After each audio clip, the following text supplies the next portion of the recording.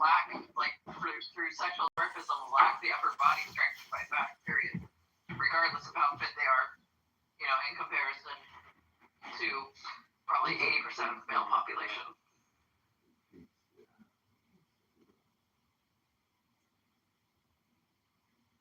I think the chances are higher of you actually killing him when he's done, if you don't fight back.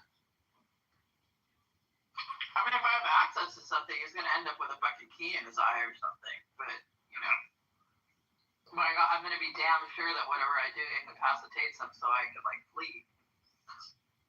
Well, that's what I mean. It would have to be, you waiting for the right moment. Exactly. You only have one chance. Yeah, women, if they do fight back, it has to be, extreme and violent. Because you have to absolutely incapacitate the man. If you just wound them in a way that they're still functional, that just escalates the amount of harm that's going to come to you. Yeah.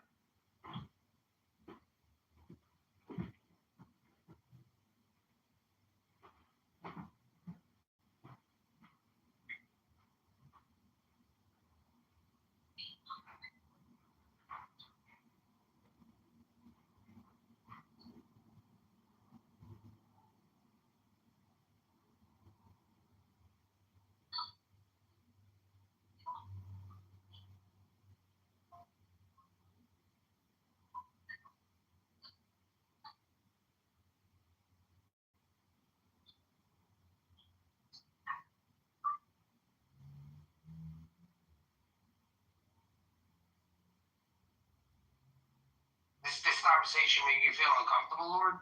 Who's this guy in the audience? What's up, Tim? Hey, what's up, guys? What are you doing, Tim? Just out taking the dogs for a walk.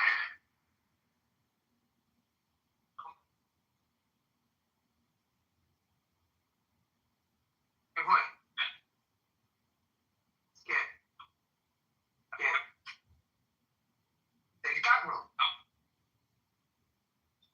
No, ellos me están dando dinero.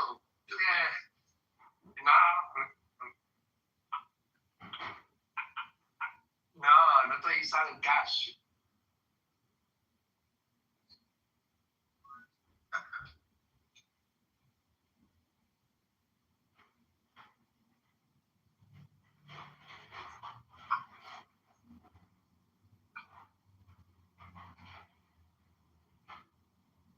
Yeah, anyways.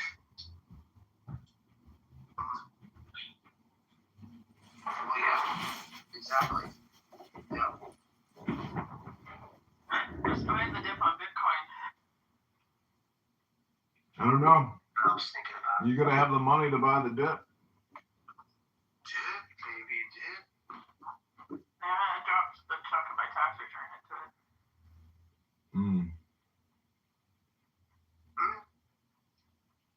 That's interesting. So Cora, You into that kind of stuff. Cora, back to the trans issue. I went to a Jewish. There is no trans issue. Well, I went to a Jewish synagogue one time, and they have these women that present as men. They look like little boys. And the girl that I was dating at the time, who had the most amazing ass, said to me, it's very rare for women to present as men, but it's very common for men to present as women. And I think it's because it's a lot easier for a man to present as a woman as opposed for a woman to present as a man, because even in modern, trans medicine, it's a lot harder and more dangerous for female to male transition, simply because our bodies aren't meant to accommodate male-sized sort of vocal cords. You get vaginal atrophy from taking testosterone, which can cause all sorts of other problems. It's a lot easier to do female to male transition than male to female transition than female to male. There's a lot more risk involved. So.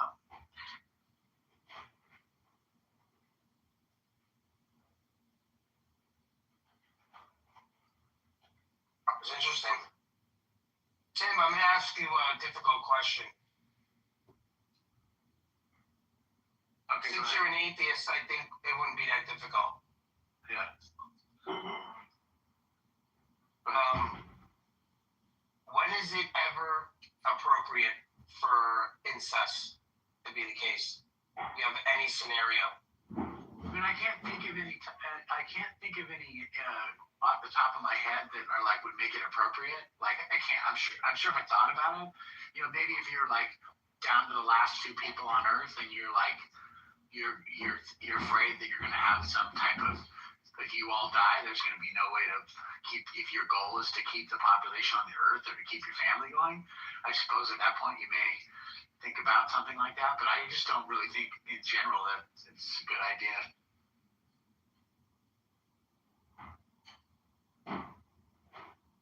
Yeah, I would point to the same situation.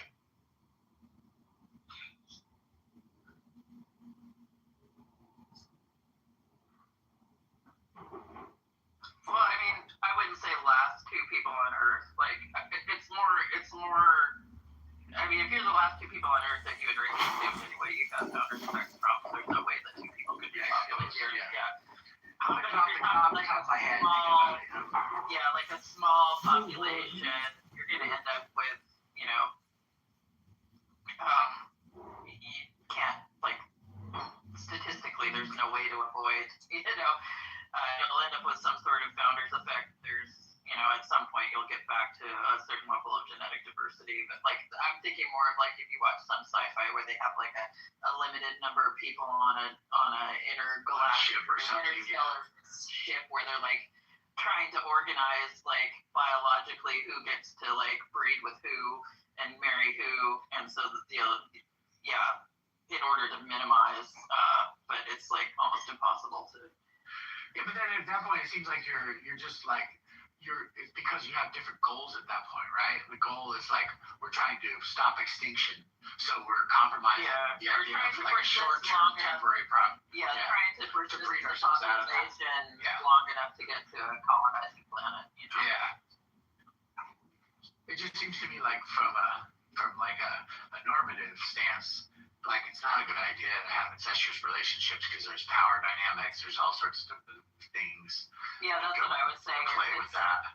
From the social conditioning, I don't think it's possible to engage in it no matter how much you feel like it's fine without some level of trauma, Yeah, there's been a lot of criticism lately of the I don't know if you would call that, if you're marrying your cousin, is that incestuous, like in the same way that like there's a father marrying up their daughter? Like I don't know. Like as far as level of risk, I think it's like the differential is something like 0.0125 chance of like repeating, negative genetic factors, but it's like when you get to like something when you point to like Charles V, right? The Habsburg, the famous Habsburg king, who was like more inbred through cousin and niece uncle marriages than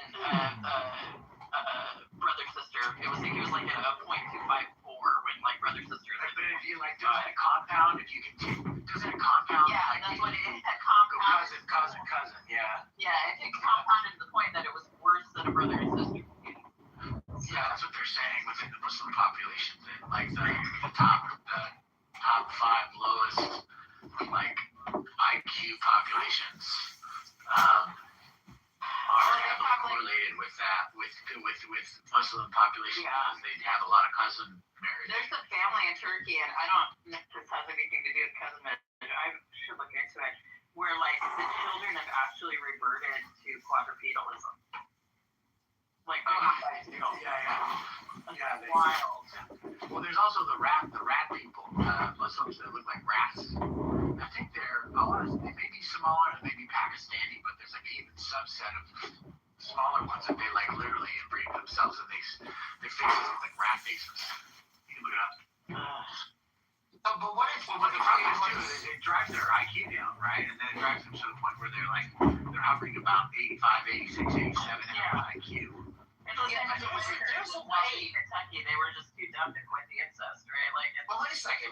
There's a way to systematically get out of any of this if there was one main family left, and let's just say this family was of all ages, and it was first cousins and brothers and sisters, and then cousins of and then second cousins, right? You run a lot of genetic risk. I mean, you might be able Rat to people. enter, but there'd be a lot of like problematic sort of like even small things like for a long time. Think about this. For a long time, the people on Catalina Island, right? The people on Catalina Island, when they were more isolated, they actually had a founder's effect. Sort of, it was very benign, but they had an inverse secondary incisor and canine tooth, right? Okay. So you could tell if someone was from fucking Catalina if they had that tooth thing going on. And that was all founder's effect. It was just because of the small population on Catalina Island and like a couple generations of like inbreeding, like. But you know, it would if you had like an ultimate like sort of super genetically, hyper genetically diverse family with like absolutely low sort of genetic diseases, right? You still run some level of risk. Like it's it's gonna happen. All right, there's a systematic way though that you can risk less. You have less risk. No, you'd have to genetically test everybody. Can you fucking let me finish a sentence? Cora, go, Cora. It was the spaceship scenario I was talking about. You'd have to genetically test everybody. Okay. So I think there's a way to do it if everyone is a child with every other person. And obviously this would have to be systematically. So if you and I had a child, then you would have to have a child with Tim. And I would have a child with Tim's wife. And then so on and so forth. So that eventually the gene pool will be mixed. Not completely fixed on a specific gene. Whether if we tested it or not. If we're in situations like this, we're probably not going to have the means to test DNA. Okay, Cora? That's not all a single family, though. I'll be back in a bit. But, yeah. Bye, Tim. Hey, Megatron, what am I watching? Oh my God, so good. Okay, I'll stick with it. Yeah. What was the name of it again? Blink Twice. The commune kind of starting to get high. He's getting in there. It's getting there? No. It's cool. Alright, I'm watching it. Yeah, keep watching it. You haven't gotten to the good part yet. Okay. Wait till you get to the juicy part. Waiting for the juice. I gotta go take a shower and take care of my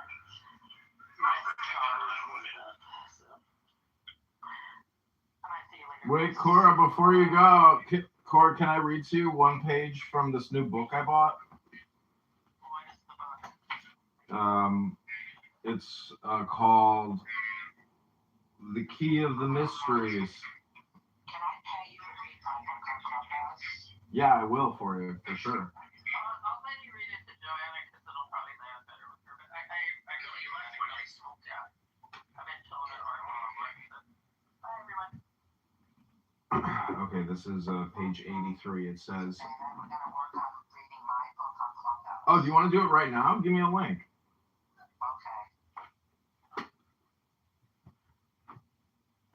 You can text it to me too, to my personal phone, or you can message me on Instagram or other ways.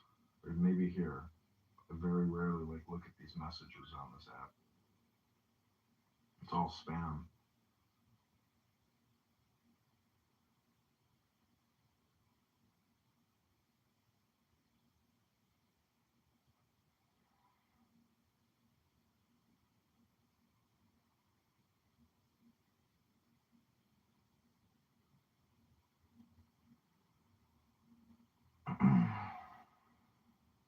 So if you click the YouTube link above, you'll see a YouTube live stream of a Clubhouse room going on right now. It's nothing important, but I'm going to update it to my office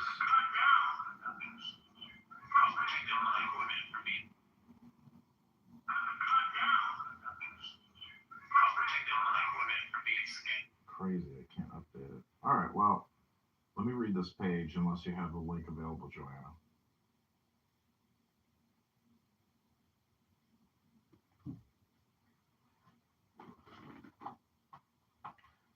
Okay, this is page 83. It would be a mathematical demonstration of the infinite. It would be the infinite finite, the unknown known, the immeasurable measured, the indicible named. That is to say that dogma could only cease to be absurd in the eyes of reason to become, in the eyes of faith, science. A reason and good sense in one. The most monstrous and the most impossible of all absurdities. Remain the objections of dissent. The Jews, our fathers in religion, reproach us with having attacked the unity of God, with having changed the immutable and eternal law, with adoring the creature instead of the Creator. These heavy reproaches are founded on the perfectly false notion of Christianity. Our God is the God of Moses, unique, immaterial, infinite God, sole object of worship and ever the same. Like the Jews, we believe him to be present everywhere, but as they ought to do, we believe him living, thinking and loving in humanity, and we adore him in his works. We have not changed his law, for the Jewish Decalogue is also the law of Christians. The law is immutable because it is founded on the eternal principles of nature. But the worship necessitated by the needs of man may change and modify itself, parallel with the changes in men themselves. This signifies that the worship itself is immutable, but modifies itself as language does. Worship is a form of instruction. It is a language. One must translate it when nations no longer understand it.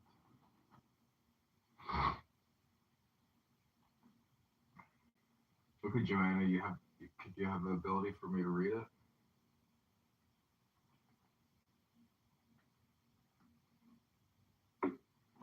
Hello?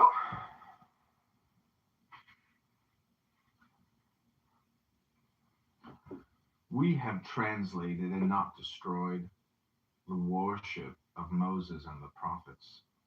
In adoring God in creation, we do not adore the creation itself.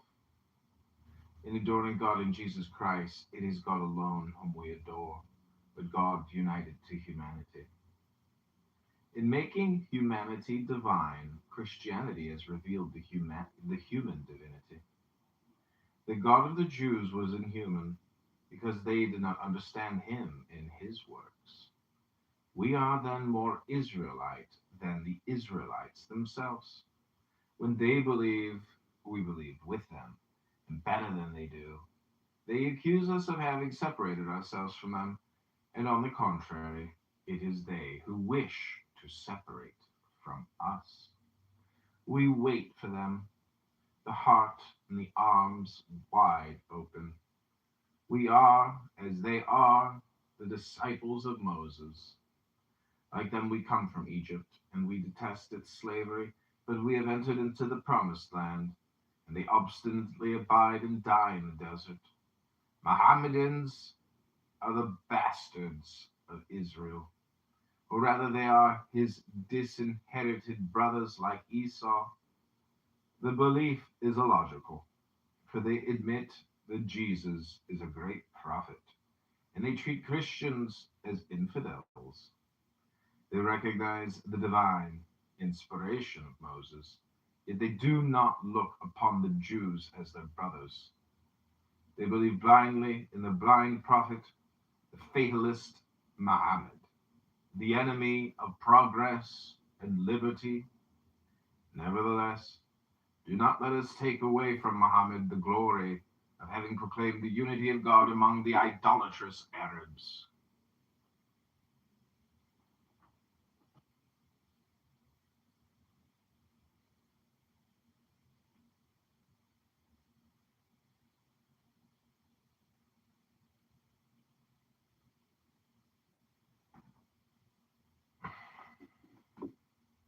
are pure and sublime pages in the Quran.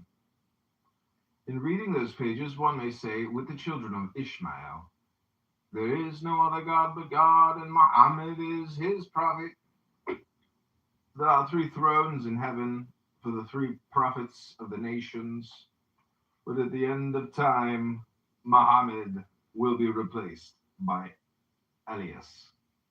The Muslims do not reproach the Christians, they insult them. They call them infidels and giaws, that is to say, dogs. We have nothing to reply to them. One must not refute the Turks and the Arabs. One must instruct and civilize them.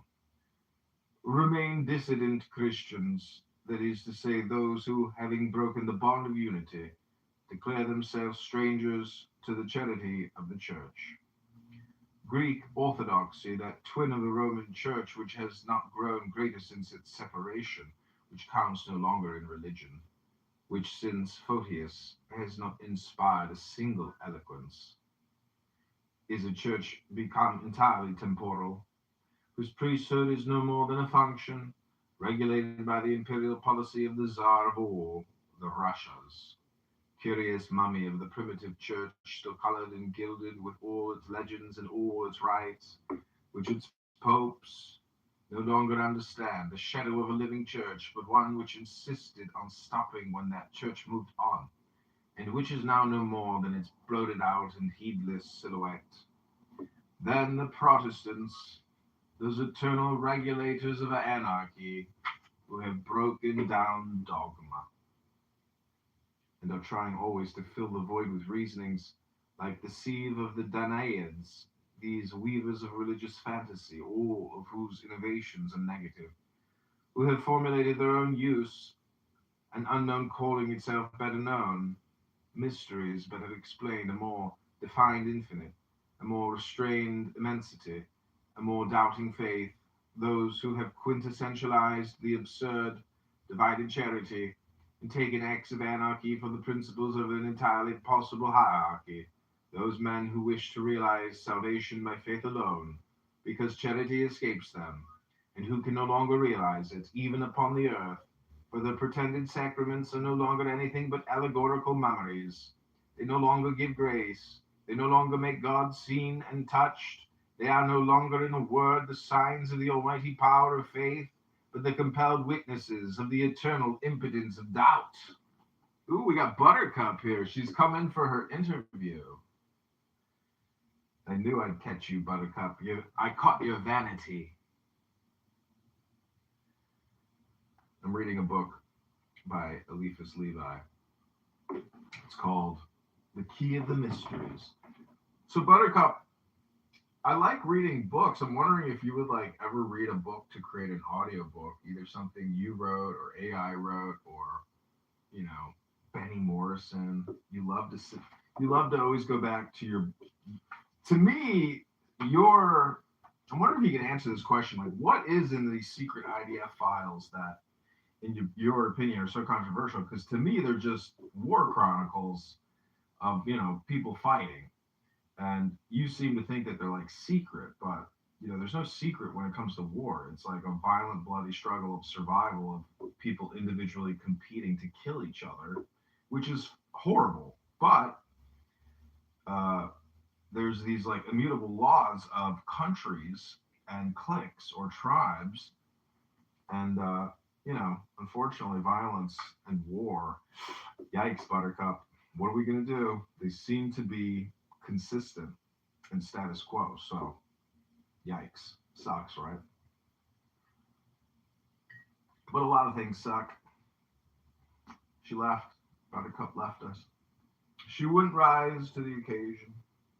She is what we call a coward. Joanna, do you have it? Or shall I keep reading? It's in the chat. Okay, what's the name of it? The Art of Razor.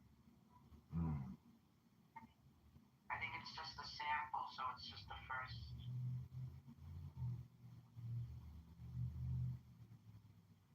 Okay, cool. I updated the room title. Really? Don't cry. I might.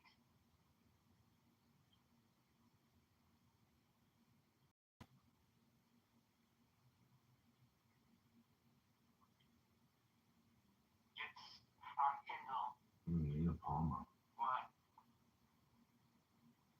It's one of my books. Mm.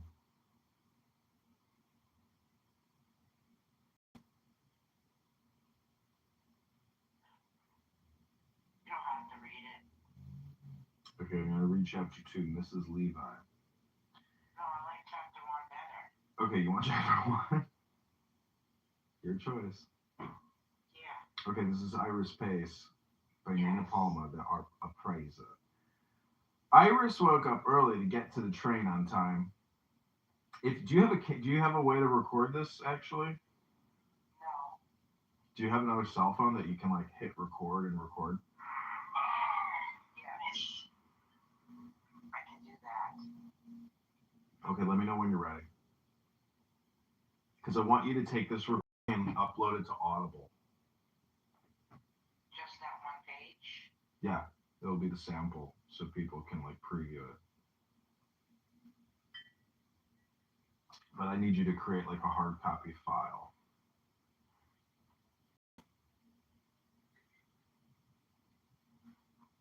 And we just got the bull rush, so that means the spirit is with us. Okay, I have another phone. I have another iPhone. Let me go to voice recordings. Let's see the icon. You can also upload this to Spotify with the Spotify Creators app. This phone has it. I don't see the voice recorder here. Let me go down.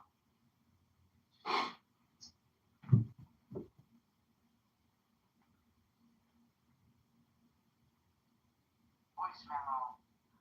Okay, allow. It's recorded. 3, 2, 1, go. This is The Art Appraiser by Nina Palmer, read by John Kitover. This is chapter 1, Iris Pace.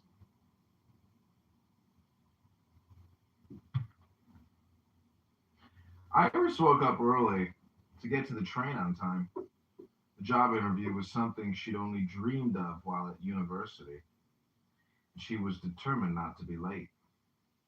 Iris tried to keep up with the latest fashion. Today she wore a blue dress with buttons down the front, fitted jacket over it, and her beige bowler hat. She slipped into her new shoes, and looking in the mirror, she felt suitably dressed for the occasion.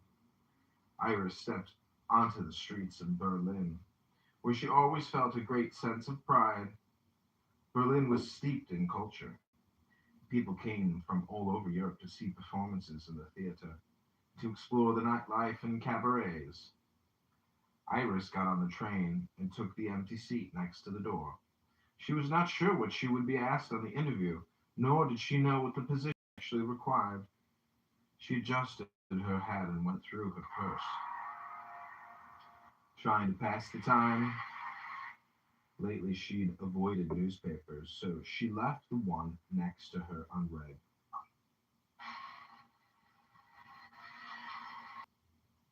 can't use it now for Audible. It's okay. It's okay. Thank you so much for reading. Thank you. Oh, I was going to continue. Do you want me to continue? Yeah, I would love you to. I'm moved. Iris got on the train and took. Are you still recording? Well, how am I going to upload it with all that noise? That's okay. People, it's like filming with people filming. People like the reality. You know, it's just, again, it's just a sample. So whoever listens to this, I hope you buy the book because it's starting out great and I can tell it's amazing. So, but continue recording and we'll just finish it. Okay, I'm still recording. Iris got on the train and took the empty seat next to the door. She was not sure what she would be asked on the interview, nor did she know what the position actually required. She adjusted her hat and went through her purse, trying to pass the time. Lately, she'd avoided newspapers, so she left the one next to her unread. The nearer the train approached her stop, the more anxious she became, though she was well versed in the art world and had an art degree to show for it. As the train neared the station, Iris peered out the window. A few people were stranded on the platform, but one man in particular caught her eye. He wore a gray suit and shiny black shoes. He stood with an air about him, as if he hadn't a care in the world. Iris got off the train and he greeted her. Miss Pace? Iris Pace? He extended his hand. Yes, sir. I'm Iris Pace. Pleased to meet you. Nick Himmel, he smiled, tipping his hat to reveal his blond hair and blue eyes. We have important matters to discuss regarding your new position. Come, there's a delightful cafe in the corner. He held out his hand for her to walk ahead. But, sir, I'm here to apply for the position. I have not been interviewed yet. Iris was puzzled. You stand corrected. The job is yours. We have important business and you're qualified, Miss Pace. We need a girl like you. God knows the other candidates were not as well educated. Well, thank you, Iris said with confidence. Say, you'll come with me to get some coffee. They walked 2 blocks to a cafe. They were seated outside at a table with a yellow umbrella. My father has built quite a business in textiles, and now he has the notion of collecting art. Can you believe a man who worked his way up would want to buy art? Mr. Himmel mentioned to the waitress. What would the world be without art? Iris smiled. True, a successful man must have purpose. My father now wants to collect art, and he needs someone to appraise the paintings. With your art degree, I'm not trained in appraisal, sir. Renaissance, Impression, Abstract, and I hear you've studied Romanian and Italian artwork as well. Mr. Himmel certainly knew her educational background. Well, yes, Iris tried to explain. Well, that will do just fine. I'm sure the university familiarized you with all the well-known artists, as well as some up-and-coming ones, Mr. Himmel continued. But appraisal, that's the field of a specialist. Just then the waitress put down 2 cups of coffee in front of them. Of course, you'll be traveling around to locate certain pieces of interest, and well, whatever you come across that you are fond of. He took a small sip from his cup. Of course, Iris managed to say. There are 2 pieces we are looking at right now. How does tomorrow afternoon sound to you? Mr. Himmel looked directly at her, waiting her response. Tomorrow will be fine, Iris agreed. They spent about an hour in the cafe. Mr. Himmel spoke about his business and mostly listened. They went back to the train station. Iris was glad her train was waiting. She was wary of this man she had just met and wondered if she had made a mistake by coming. She decided to talk with her father about it, but then thought twice about the idea. Is there anything that should cause her suspicion? After all, she was educated, yet how did Mr. Himmel know so much about her? Perhaps he inquired about her from one of her teachers, and it was no cause for concern. Iris decided to put her mind at ease and tell her parents the good news. Thank you so much. She will be working for the SS, and it gets really good to those who want to give it a chance. Um, she will find out she is working for the Nazis, and that was beautifully read. I'm forever grateful. Okay, that's by Nina Palma, The Art Appraiser, Chapter 1, Iris Pace. So I'm also putting this on in a clubhouse room, so I'll send you the link to that as well. Okay. I'm honored that you read that. I know it sounds a little funny, but it gets better.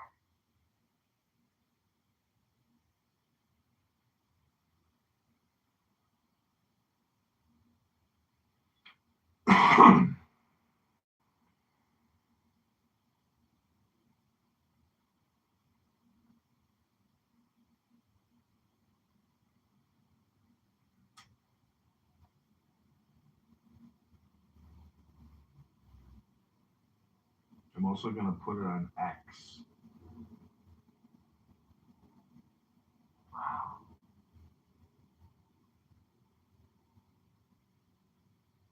Do you have an X account?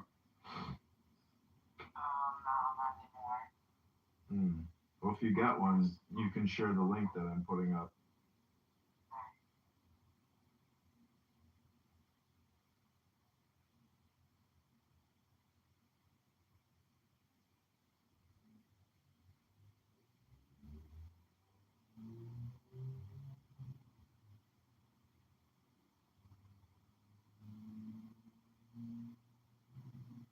Because you can create a room here on Clownhouse and then post that room to X and use hashtags and title it. Really, thank you again. I'm getting a lot of money from this book because I'm shocked that people are reading books about the war. Well, it's your keyword. You're ranking for the word the art appraiser. So people are finding it because they're looking for, the art appraiser. I'll be right back. This has been The Art Appraiser by Nina Palma. We just read chapter 1, Iris Pace, a young girl who is going to a job interview, takes the train and gets offered the position on the spot.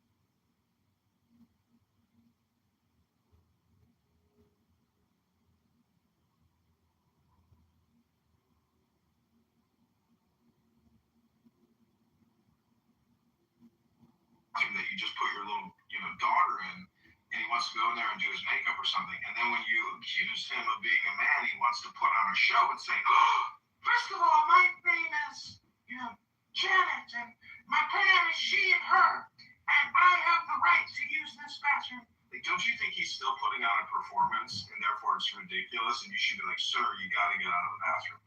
You can't be in this bathroom, sir." Depends on the person. Does it really depend on the person, or shouldn't we have a level of standardization? I've met some people that obviously do it because they're like narcissistic and have some sort of like histrionic personality disorder, and it feeds into gets them the attention that they're seeking, right? Okay. I'm also This has been The Art Appraiser by Nina Palma. We just read chapter 1, Iris Pace, a young girl who is going to a job interview, takes the train and gets offered the position on the spot. This has been The Art Appraiser by Nina Palma. We just read chapter 1, Iris Pace. So that's on my YouTube account called Reading Books ASMR. Thank you. I'm a publicist, Joanna. I know. I'm a marketer. Okay, but your book sales is not going to give you a slice. Yeah, give me a piece of pizza. seeking, right? I'm a woman of my word. Yep. She's working for the Nazis. She's working to the limit.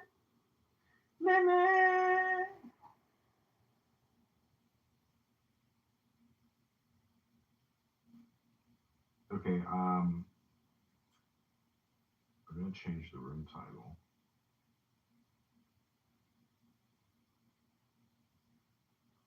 To prove to me your God and prophet are real.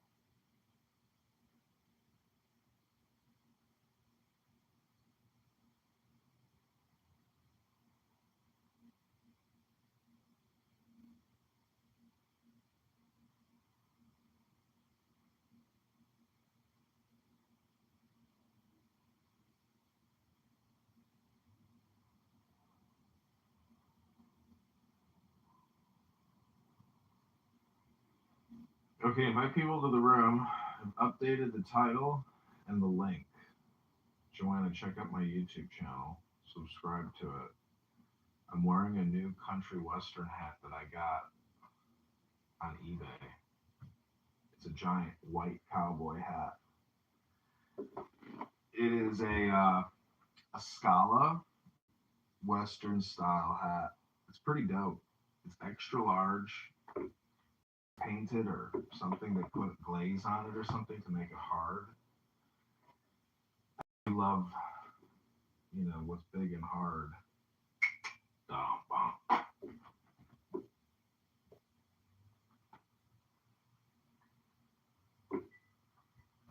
We're also going to modify the powerful Dennis James and make him a mod.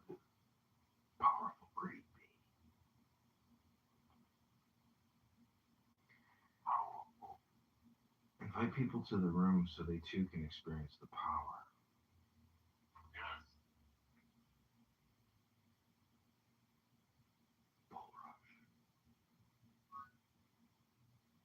Hello, Noha. Dilan barak hilden şöbek. Allahu Akbar. Bismillah. Ar-Rahman Ar-Rahim. Alhamdulillah.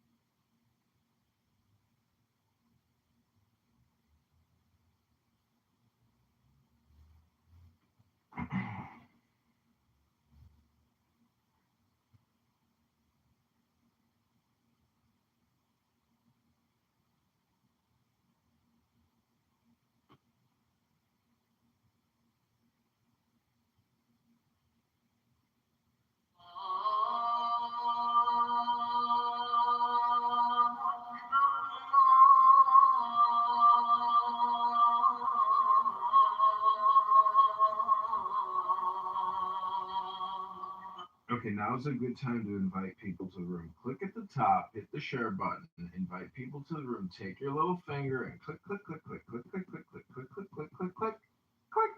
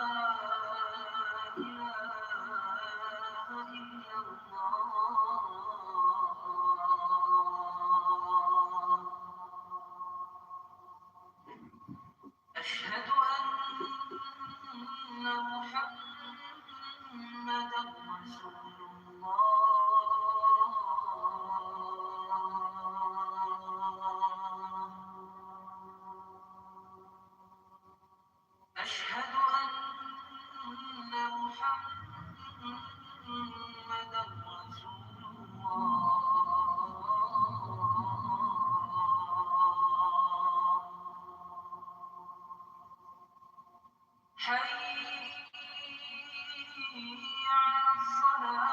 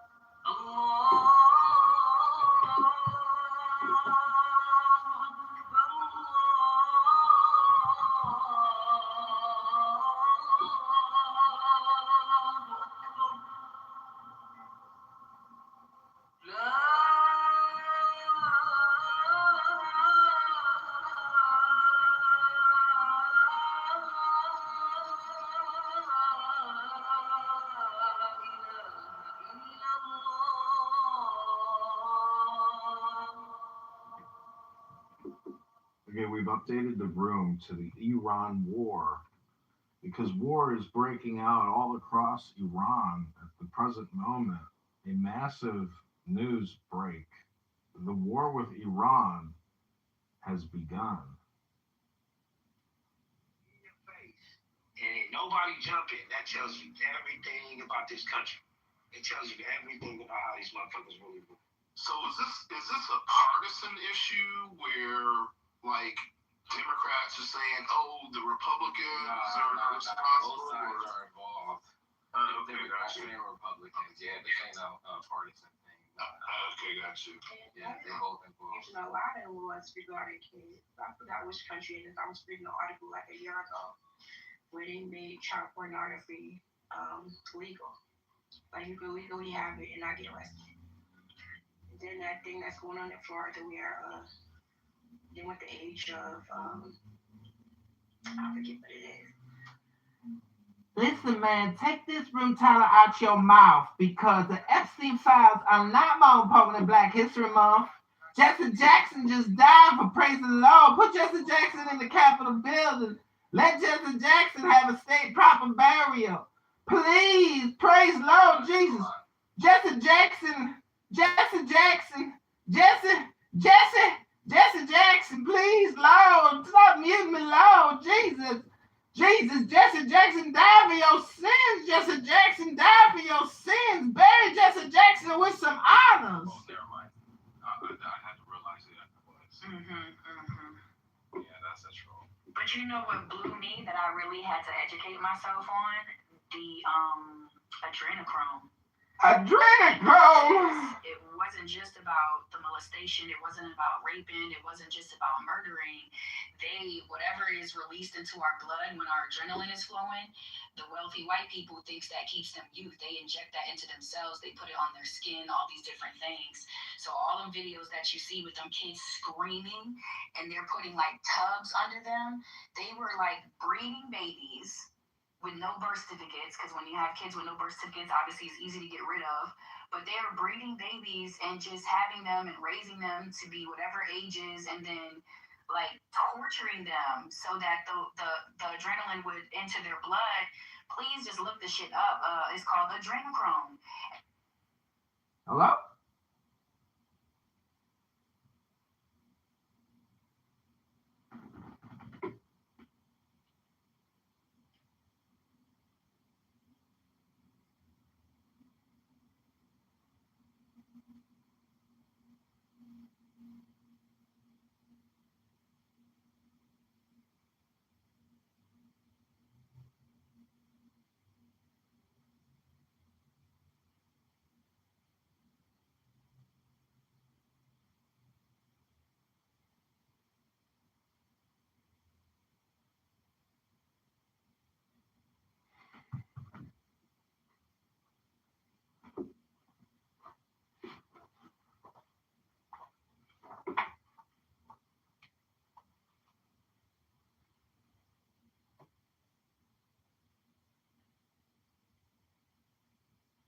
It is then against faith itself that the Reformation protested.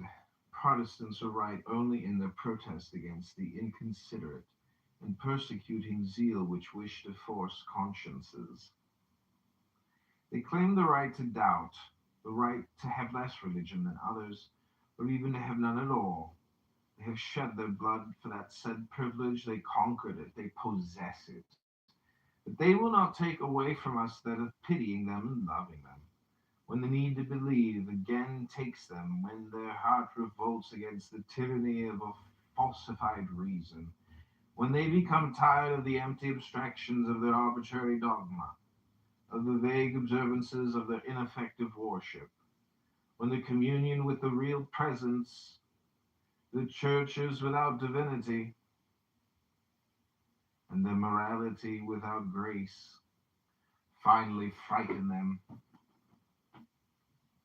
when they are sick with the nostalgia of God. Will they not rise up like the prodigal son and come to throw themselves at the feet of the successor of Peter, saying, Father, we have sinned against heaven and in thy sight, and we are no more worthy to be called thy sons. but countest among the humblest of thy servants. We will not speak of the criticism of Voltaire. Their great mind was dominated by an ardent love of truth. He bitterly criticized the hearth of which he did not feel that the warmth, the lamp of which he did not see the light. If religion were such as he saw it, he would have been 1,000 times right to attack it, and one would be obliged to fall on one's knees before the heroism of his courage. He, the Messiah of good sense, the Hercules destructor of fanaticism. But he laughed too much to understand him, who said, "Happy are they who weep." And the philosophy of laughter will never have anything in common with the religion of tears. Voltaire parodied the Bible, dogma, and worship, and then he mocked and insulted that parody. Only those who recognize religion in Voltaire's parody, can take offense at it. The Voltairians are like the frogs in the fable who leap upon the log and then make fun of royal majesty. They are at liberty to take the log for a king. They are at liberty to make once more that Roman caricature of which Tertullian once made mirth, that which represented the God of the Christians under the figure of a man with an ass's head. Christians will shrug their shoulders when they see this knavery, and pray God for the poor ignorants who imagine that they insult them. And the Count Joseph de Maistre, after having in one of his most eloquent paradoxes represented the hangman as a sacred being and permanent incarnation of divine justice upon earth, suggested that one should raise to the old man of Ferney a statue executed by the hangman. There is depth in this thought. Voltaire, in fact, also was in the world of being at the same time providential and fatal, endowed with insensibility for the accomplishment of his terrible functions. He was, in the domain of intelligence, a hangman, an exterminator armed with the justice of God himself. God sent Voltaire. Between the century of Bossuet and that of Napoleon, in order to destroy everything that separates those two geniuses and to unite them in one alone. He was the Samson of the spirit, always ready to shake the columns of the temple. But in order to make him turn in spite of himself the mill of religious progress, Providence made him blind of heart.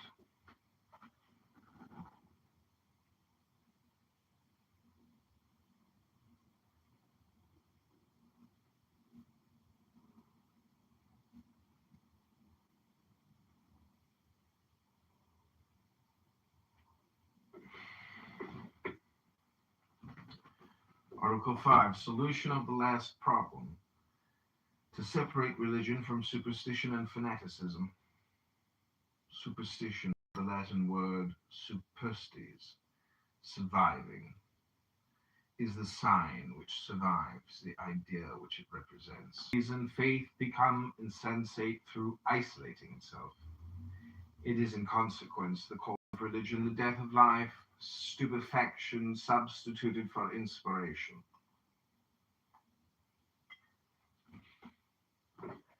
Fanaticism is superstition become passionate. Its name comes from the word phanum, which signifies temple. It is the temple put in the place of God. It is the human and temporal interest of the priest substituted for the honor of priesthood. The wretched passion of the man exploiting the faith of the believer. In the fable of the ass loaded with relics, La Fontaine tells us that the animal thought that he was being adored. He did not tell us that certain people indeed thought that they were adoring the animal. These people were the superstitious. If anyone had laughed at their stupidity, he would very likely have been assassinated. For from superstition to fanaticism is only one step. Superstition is religion interpreted by stupidity. Fanaticism is religion serving as a pretext to fury. Those who intentionally and maliciously confound religion itself with superstition and fanaticism borrow from stupidity its blind prejudices, and would borrow perhaps in the same way from fanaticism its injustices and angers. Inquisitors or Septembrisors, what matter names? The religion of Jesus Christ condemns, and has always condemned assassins.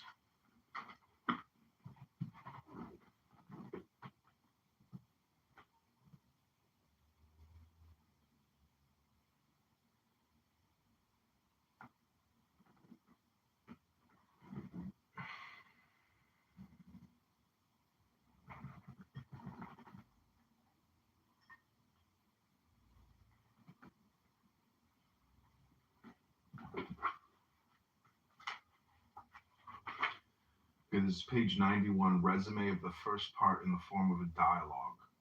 Faith, science, reason. Science. You will never make me believe in the existence of God. Faith. You have not the privilege of believing, but you will never prove to me that God does not exist. Science. In order to prove it to you, I must first know what God is. Faith. You will never know it. If you knew it, you could teach it to me, and when I knew it, I should no longer believe it. Science. Do you then believe without knowing what you believe? Faith. Oh, do not let us play with words. It is you who do not know what I believe, and I believe it precisely because you do not know it. Do you pretend to be infinite? Are you not stopped at every step by mystery? Mystery is for you an infinite ignorance which would reduce to nothing your finite knowledge, if I did not illumine it with my burning aspirations. And if, when you say, I no longer know, I did not cry. As for me, I begin to believe. Science. Aspirations and their object are not and cannot be for me anything but hypotheses. Faith. Doubtless, but they are certainties for me, since without these hypotheses I should be doubtful even about your certainties. Science. But if you begin where I stop, you begin always too rashly and too soon. My progress bears witness that I am ever advancing. Faith. What does your progress matter if I am always walking in front of you? Science. You? Walking? Dreamer of eternity. You have disdained earth too much. Your feet are benumbed. Faith. I make my children carry me. Science. They are blind, carrying the blind. Beware of precipices. Faith. No, my children are by no means blind. On the contrary, they enjoy twofold sight. They see by thine eyes what thou canst show them upon earth, and they contemplate by mine what I show them in heaven. Science. What does reason think of it? Reason. I think, my dear teachers, that you illustrate a touching fable, that of the blind man and the paralytic. Science reproaches faith with not knowing how to walk upon the earth, and faith says that science sees nothing of her aspirations and of eternity in the sky. Instead of quarreling, science and faith ought to unite. Let science carry faith, and let faith console science by teaching her to hope and to love. Science. It is a fine ideal, but utopian. Faith will tell me absurdities. I prefer to walk without her. Faith. What do you call absurdities? Science. I call absurdities propositions contrary to my demonstrations, as for example, that three make one, that a God has become man, That is to say, that the infinite has made itself finite, that the eternal died, that God punished his innocent Son for the sin of guilty men. Faith, say no more about it. As enunciated by you, these propositions are in fact absurdities. Do you know what is the number of God? You who do not know God, can you reason about the operations of the unknown? Can you understand the mysteries of charity? It must always be absurd for you, for if you understood them, my affirmations would be absorbed by your theorems. I should be you, and you would be me, or to put it better, I should no longer exist, and reason, in the presence of the infinite, would halt, blinded forevermore by your doubts, which are as infinite as space. Science, at least you should never usurp my authority, or give me the lie in my own domains. Faith, I have never done so, and I could never do so. Science, so? You have never believed, for example, that a virgin could become a mother without ceasing to be a virgin. In the physical, natural, positive order of things, in spite of all the laws of nature, you do not affirm that a piece of bread is not only a god, but a real race of cannibals. Faith, there is not a single Christian who would not be revolted, are understood only by faith. Science has only to repeat them to pervert their proper sense. I employ these words because I have no others, but since you find my remarks absurd, you should conclude from that I give to the same words a meaning which escapes you. When the Savior revealed the dogma of the real presence, did he not say, the flesh profiteth nothing, but my words are spirit and life? I do not give you the mystery of the incarnation for an anatomical phenomenon, nor that of transubstantiation for a chemical manipulation. By what right do you exclaim absurd? And do not reason about any of the things you know. By what right do you say that I talk unreasonably? Science, I begin to understand you, or rather I see that I shall never understand you. This being so, let us remain separate. I shall never have need of you, Faith. I am less proud, and I recognize that you may be useful to me, perhaps. Perhaps, too, you will be very sad and very desperate without me, and I will not leave you unless reason consents. I'm reading The Key of the Mysteries by Rabbi Eliphas Levi.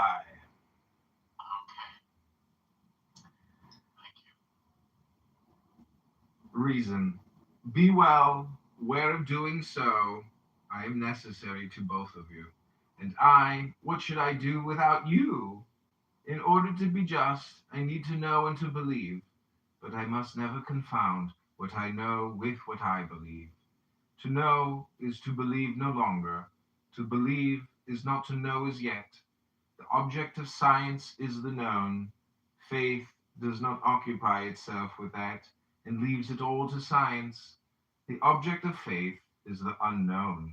Science may seek it, but not define it. She is then obliged, at least provisionally, to accept the definitions of faith, which it is impossible for her even to criticize. Only, if science renounces faith, she renounces hope and love, whose existence and necessity are as evident for science as for faith. Faith, as a psychological fact, pertains to the realm of science, and science, as the manifestation of the light of God within the human intelligence, pertains to the realm of faith. Science and faith must then admit each other, respect each other mutually, support each other, and bear each other aid in case of need, but without ever encroaching the one upon the other. The means of uniting them is never to confound them. Never can there be contradiction between them. For although they use the same words, they do not speak the same language. Faith. Oh, well, Sister Science, what do you say about it? Science, I say that we are separated by a deplorable misunderstanding, and that henceforth we shall be able to walk together. But to which of your different creeds do you wish to attach me? Shall I be Jewish, Catholic, Mohammedan, or Protestant? Faith, you will remain science, and you will be universal. Science, that is to say Catholic, if I understand you correctly. But what should I think of the different religions? Faith, but what should I think of the faith? Judge them by their works. Seek true charity. And when you have found her, ask her to which religion she belongs. Science, it is certainly not that of the Inquisition and of the authors of the massacre of St. Bartholomew. Faith, it is to that of St. John the Almoner, of St. Francois de Sales, of St. Vincent de Paul of Fenelon, and so many more.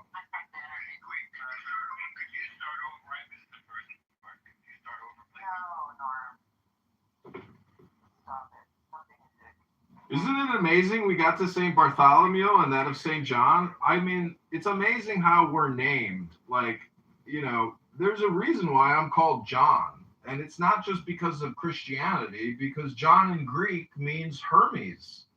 And Bartholomew, aka Barth, aka, Megatron. See, Transformers is the perfect metaphor. Let me ask you a question, Cora. Besides talking all the time, do you know how to breathe? Yeah, I know how to breathe better than most people. You're a breather. I would put my tongue up her nostrils. That's what I'm a trained breather. Thank you. You're a fucking mouth breather, or No, I breathe through my nose. don't do that. John, don't do that. Excuse me, Cora? Don't do what? Pardon me, madam? I'm on Norm because I love Norm, and Norm is a good man. How dare you tell me not to do that, Cora?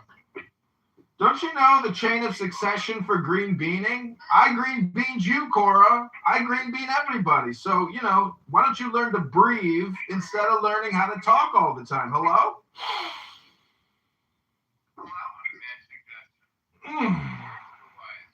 Spiritus. Breath. How do you say breath in Hebrew, El Normo? Ruach. What does Ruach mean to you, Cora?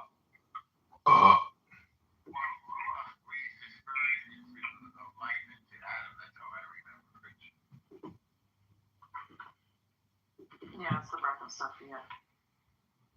The breath of Sophia. I once knew a beautiful Greek girl named Sophia. Wow, what a beauty. I know a beautiful Jewish girl named Sophia. Also a beauty. It means rose, right? What? In, Turkey or whatever, in Istanbul, isn't it called the Mosque of Sophia? Doesn't it mean like the Rose Mosque or something? Hagia Sophia. Hagia Sophia. I was there recently. Yeah, they took a Constantine. Byzantine church. Yeah. They took the Constantine or Constantinople era Orthodox church and turned it into a big mosque. It's right across from the Blue Mosque, which was also a church. They didn't destroy it though, which they sometimes do. They just hung banners over the pictures of saints, Jesus and Mary. Banners with Arabic lettering on them. Well, it's called the Mitzvah, the Chura. Mara, check your dams. Okay. What about Totem Megatron? You know what I really love about Clubhouse is when people say, You talked of all of the menstruation Talmudic verses, and They fell in love with it. Family Parody, Nita. Yeah, that was a good day. Yeah, I'm glad you were listening, my good friend. You know what I love about Clubhouse is when people say check your DMs. If everybody can click the YouTube link above, DM, hold on a second. can everybody subscribe to my YouTube channel to help support the work of John Kitover? Because I've been reading a lot of books and I try to live my life by what I read, and it's transformative. One of the books I recently read. Still taking donations? We are, but we don't need financial donations. Right now. Clown Town? What was that, Cora? Did you just?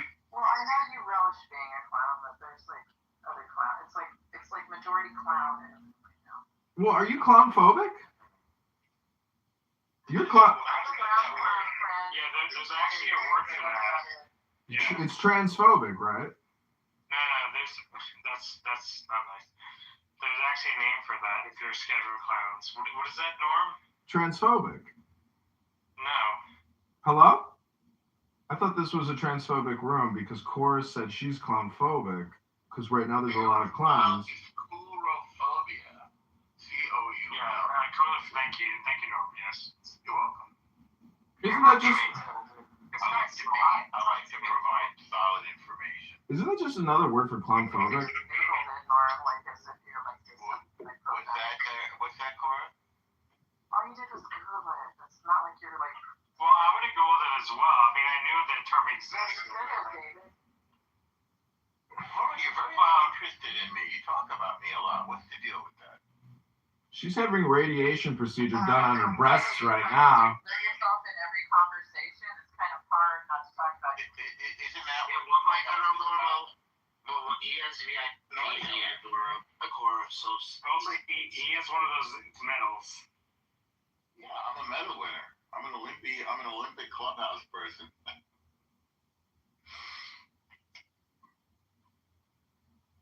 Look at that, Corey. He's got more karma than you.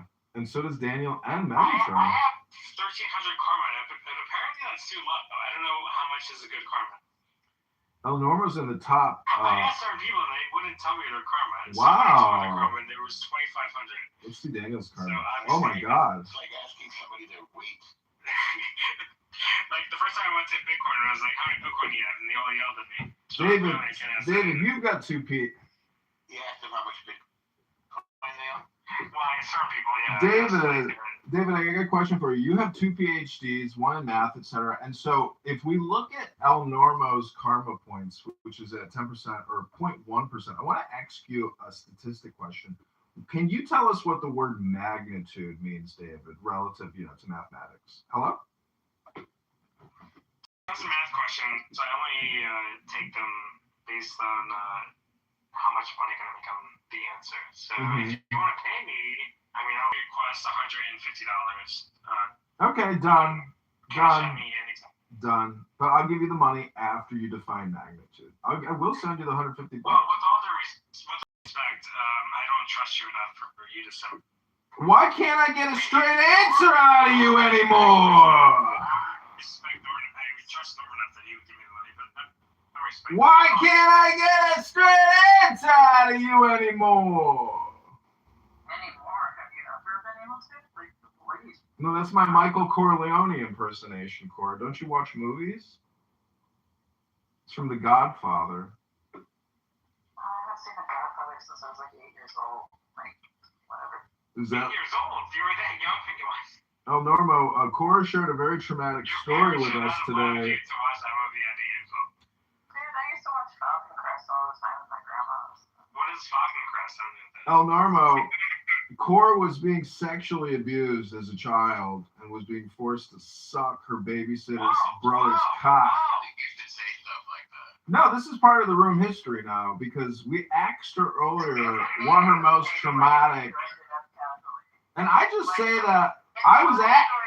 Well, I called it the aristocrats. Cora just called it her trauma story because we don't know if it's real or not. But we do know when a man goes into a bathroom at Target, he's not hitting the mark.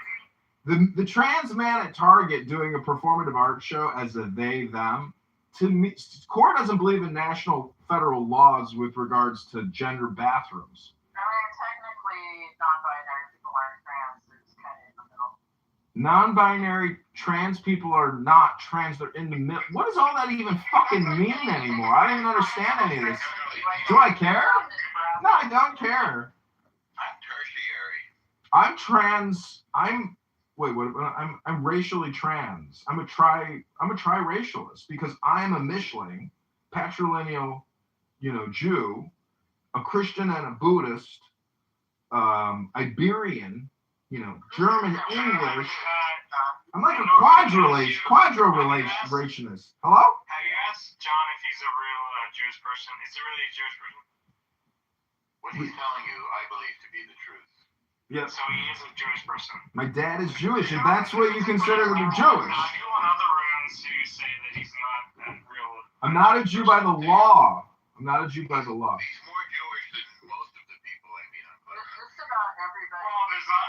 Just about everybody in the world has some level of like Levantine or Arabian Peninsula. I mean, he's more Jewish than But Rabbi. that doesn't make them a Jew, right? He's more Jewish than Randy McDickerson. That's right. That's right. I'm just saying, much like it's easy to claim you're David, both my grandparents are Jewish. My dad is Jewish. My dad remarried a Jew. And I always tell my gorgeous mother, don't you think it's amazing that that dad, married a Jew, that was his destiny? To have a soulmate who is Jewish? Hello? Cora, are you still looking for love in your life? No, I don't need any more than that. You're not looking for love? Oh, well, that explains a lot. There you go, El Normo. We solved it. What are you talking about, Norm? We solved it. We hit the nail on the head. We're talking about the previous three sentences. We put the camel turd on the camel head. Or women in my life?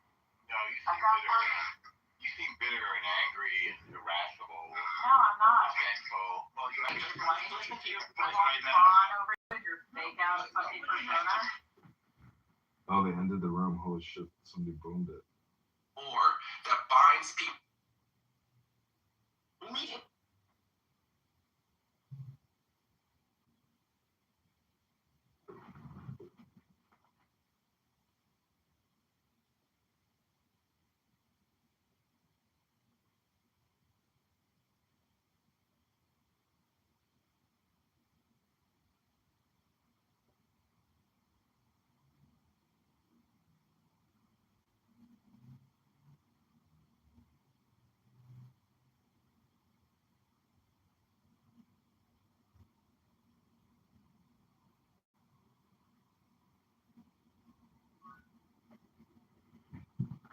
Okay, it's all gonna be okay. The truth is the birth and death earth. DC is a watermelon show.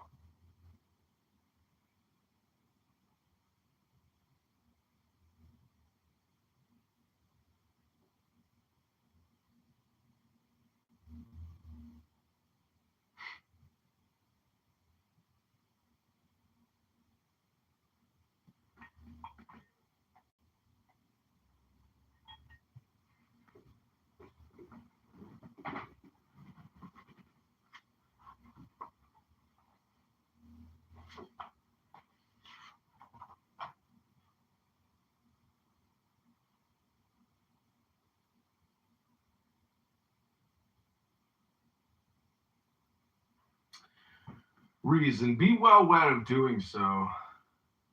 I am necessary to both of you.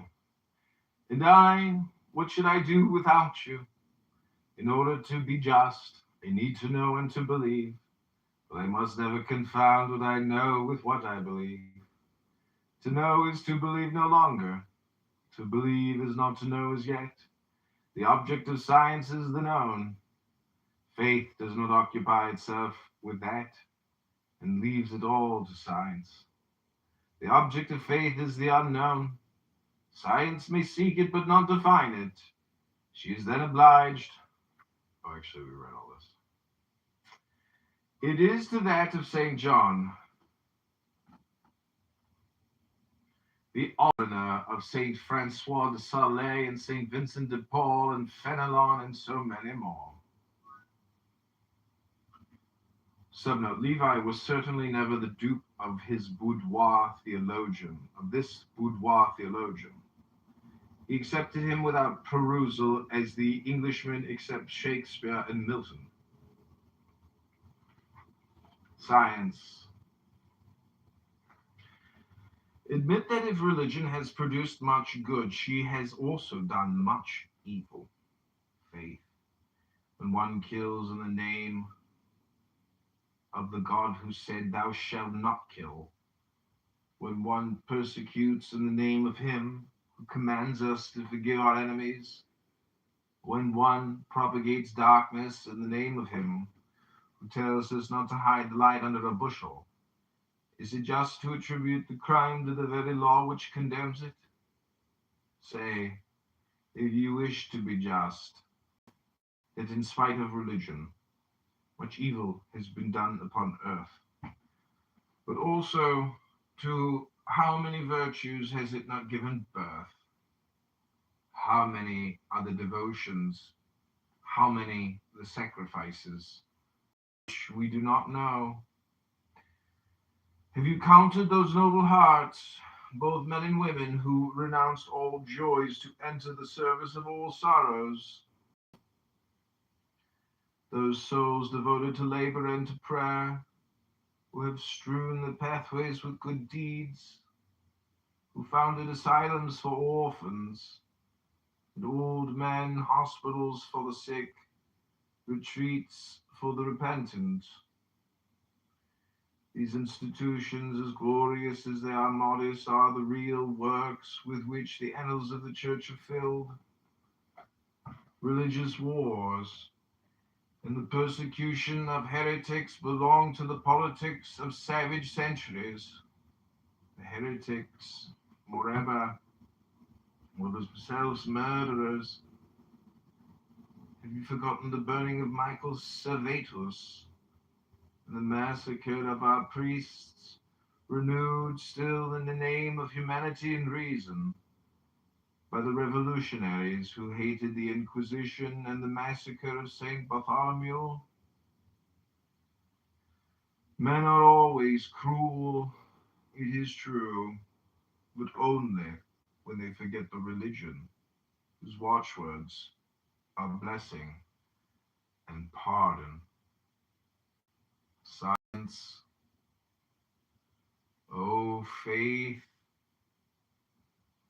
pardon me, and if I cannot believe, but I know now why you believe. I respect your hopes and share your desires. But I must find by seeking, and in order to seek, I must doubt. Reason, work, then, and seek. O science, allow faith to fill it. Walk distinguish the one from the other, but leaning the one upon the other, you will never go astray.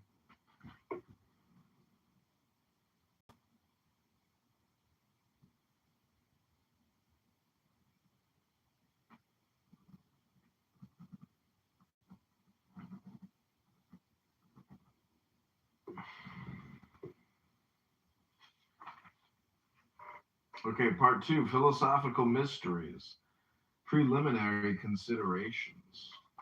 I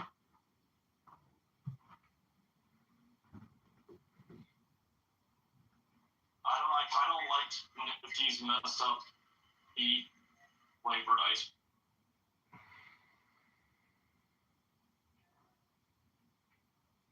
Yeah, so I still drink milk simply because of the calcium. Like, I don't, as women get older, so, I just love, like, the good creamy chocolate milk. But, that's why I went on the rabbit hole of this whole cacao thing and ceremonial cacao. So, What is a ceremonial cacao? I haven't heard of that. apparently, it's not processed, and it contains the cocoa butter also. So regular cacao powder, they remove the cocoa and goes through a process. So apparently the ceremonial cacao has like most of the bean in it, and so it's like a paste.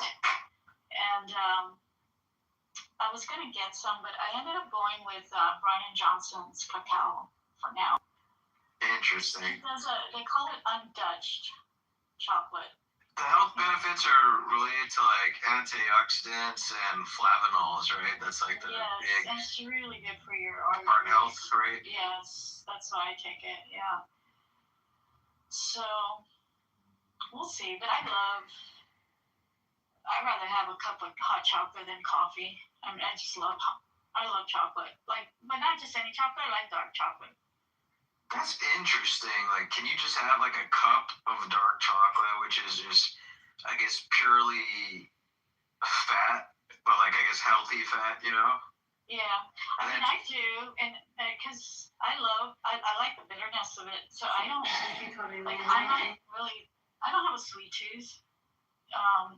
So I usually put like cinnamon in it, and that's enough for me. Like that breaks a bit of the bitterness.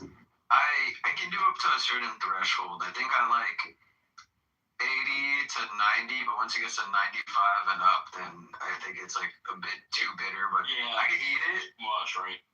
Yeah, I can eat it, and it's like it's not bad, but it's just not enjoyable either. Like I don't think it's disgusting or anything. Yeah. It's more like medicinal, right? Yeah. Fish, like, is it like nasty to you? Like you want to like spit it out or something? No, I kind of like it, but it's a bit much when it's over 90. Yeah, I agree.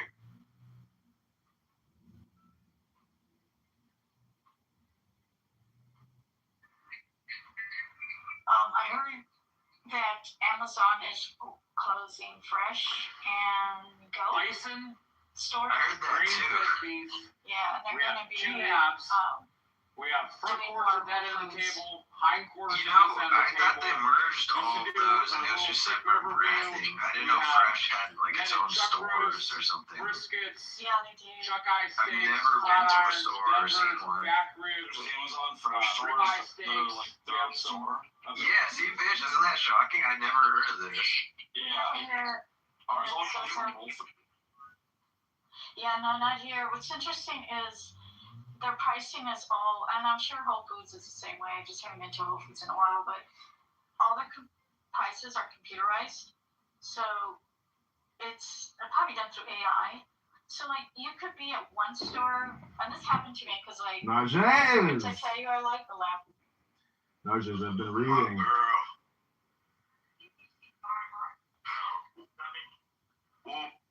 I've been reading all morning and talking with Barth and others. It's all gonna be okay. The truth is the birth and death and earth. El Norma is coming to the room shortly. We're going to discuss the Iranian war and get a bunch of people upset, I'm sure. We don't know how long it's going to take, but they will come. They will come.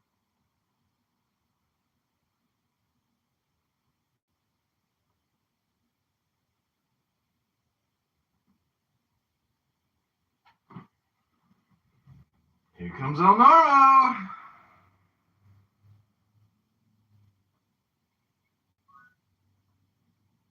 Welcome. Real raw. Damn, girl. What you working with? You ready for the truth of the earth? Damn, girl, look at that rose butterfly tattoo on that chunk of thick ass. And that thigh. That big, thick, beautiful thigh. Oh, she left us. She left us. Ribeye steaks. We have some of the 3-bone and 4-bone ribs. We have strip steaks, sirloins, fillets, tri-tip, flank, iron brown, caveman steaks, strips for jerky, Thor's hammer, and a whole bunch of trim. That's the grain-fed beef. On the bison, sort of the same deal. boneless netted chuck roasts, flat irons, Denver's, briskets, soup bones. We have some chuck eye steaks, rib eyes, back ribs, stew, stir fry, short ribs, tri-tip, flank, eye around, filet, strip steaks, sirloins, caveman, strips for jerky.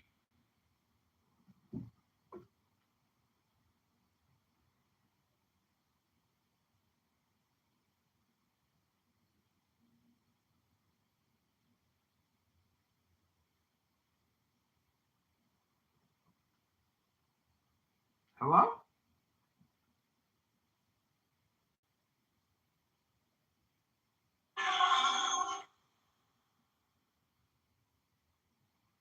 Allahu Akbar.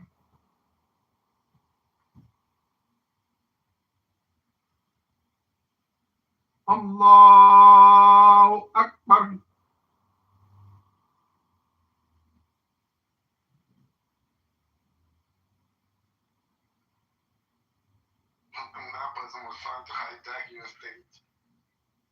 Allahu Akbar.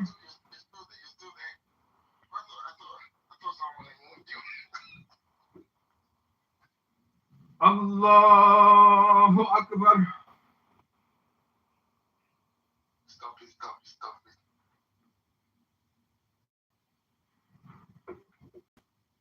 Allahu Akbar.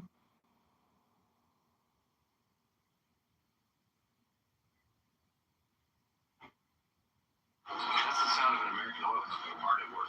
Allahu Akbar.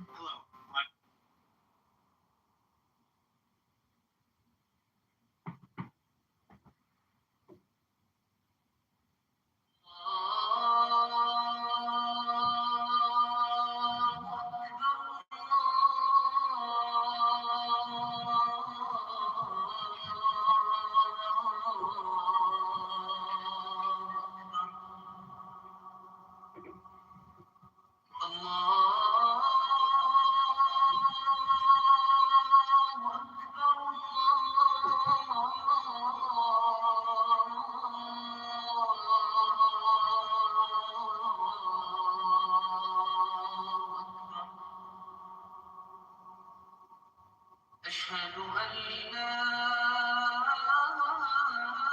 Hello?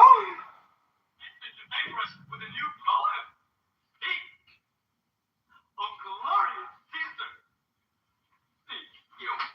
Oh, yes, God. Bring me a small liar. Small liar. Small liar. I didn't do it. I didn't do it. I wasn't even there. I was at a friend's house. The check is in the mail. Not that kind of mail. Think about it. What? Think about it here. All be quiet. Please, whoever they are, I don't know. Let's say it was the Serbian or whatever church of the East Orthodox. There you are, Eleanor.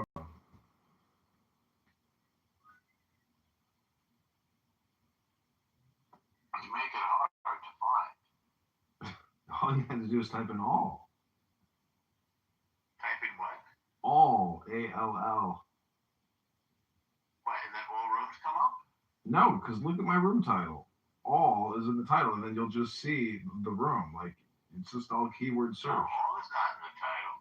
Yeah, is all going to be okay? Oh, is all going to be okay? Oh, I put Isa in there. I guess I went to the house of Isa Watermelon that you made up, right? Oh, I see. Okay, let's try to discuss the Iranian war. So wait a second. So she boomed the room over there? Yeah, she hates her guts. I know she's very threatening. It was over nothing. What she's Over nothing. she's always, is it Israel and the war? Is that what she's upset about? She doesn't like the fact that I disagree with her on matters of atheism and sociology. Yeah. And, she makes okay arguments, and, I'm pretty insistent. So, through force of character and intellectual domination, I mean, I'm not trying to be self-serving here, but I out-argue. She hates anybody disagreeing with her. I think, obviously, she's going through emotional things. You mentioned that she's getting, vasectomies, right? Yeah. She's getting radiation treatment as we were talking to her. I'm like, getting it right now as you're on Clubhouse? Is that possible? How could you? I mean, maybe she's in the. I mean, that's bad news. So she's upset. So that's what she's acting like an upset girl. Yeah, but you know, Right. the thing is, like, I mean, she's that kind of person that can like actually cause you, you know, frustration. To me, I don't like to feel that way. What's the frustration that she would cause? Meaning, like, as you heard, she's the kind of person who can't actually have a conversation. She'll just like talk over you in like a manic, neurotic, obnoxious way. So if you want to have an actual conversation with her, the best way to do it is to like just actually let her exhaust herself, you know? And you just have to have enough time and patience to let her just like talk endlessly. You'll do that while she's accusing you of doing that. But again, she's an emotional extremist now. I mean, we just disagreed over atheism and city planning, and she just hates it if I come up with a different idea. I don't have much patience for this. She's probably freaking out because I'm sure her life is at risk, and she's claiming to not believe in God, which I don't believe. I don't believe there's such a thing as an atheist. And then she's got weird liberal ideas, and this Israel Palestine fit into it. She's got very. Well, I don't want to. I don't want to bring up the name because I don't need to bring up Lashon Hara. We're gonna do it anyway. Say again. But she'll speak Lashon Hara. I do it all the time. So. Say that again. But you participate in Lashon Hara. You just won't mention No, I think that I don't want to participate in Lashon Hara. We were just having a conversation about somebody that we both know. Yeah. So she's emotionally fragile anyway, and undergoing these treatments, and doesn't like it if somebody disagrees with her, especially if it's a man. You know, it's that old liberal man-hating, oppression-hating, imperialism hating, patriarchy hating. You know, it's like from whatever, 10 years, the politics from 10 years ago, sort of silliness. So there's a person who's going through radiation treatment right now, and is very prickly and angry. It keeps booming rooms. But I just came into that room and it died like immediately. Well, I find this as particularly true among women. When they get pissed off, they boom the room. I thought it was you. Huh? You thought I boom the room? Just kidding. Oh, I don't boom rooms. My joke was you can participate in Lashon Hara even if you don't mention the name. Say it again. I don't want to get into it. Lashon Hara. Well, you can participate in Lashon Hara even if you don't mention a particular name. Yes, but I was not doing either. You can also not participate in it and not mention the name. You kind of sound like you were talking about someone, but whatever. No, we were talking about an experience that we both had. We just had come from an experience. Yeah. I see. Cora is always like that. You know, they say it's prickly goos and gooey prickles, and it's like there's like meaning that like some, you know what the difference is between a BMW and a porcupine? What? $40,000? No, with a BMW, the pricks are on the inside. Did you ever listen to Click and Clack, the Tappet Brothers? What was the name of that NPR show? The Click and Clack. That was the name, wasn't it? The name of that? That was their name. Oh, I thought that was the name of the show. So they had a car called in show on NPR. It was kind of funny. They were like these Italian brothers from the Boston area with thick accent. Anyway, they were always insulting BMW drivers. They hated BMW drivers. Kind of funny. Car Talk. That's the name of it. Yeah, thanks. Car it was Talk. on WBUR. I used to, that's the NPR station, or was, I don't think it's there, 93.9. I used to listen to it, 92.9, something like that. I used to listen to it driving back and forth to Massachusetts. It was a nationwide syndicated show. Right, but I used to listen to it on WBUR. I think that was their original programming that then they syndicated it to NPR. Anyway, they hated BMW drivers.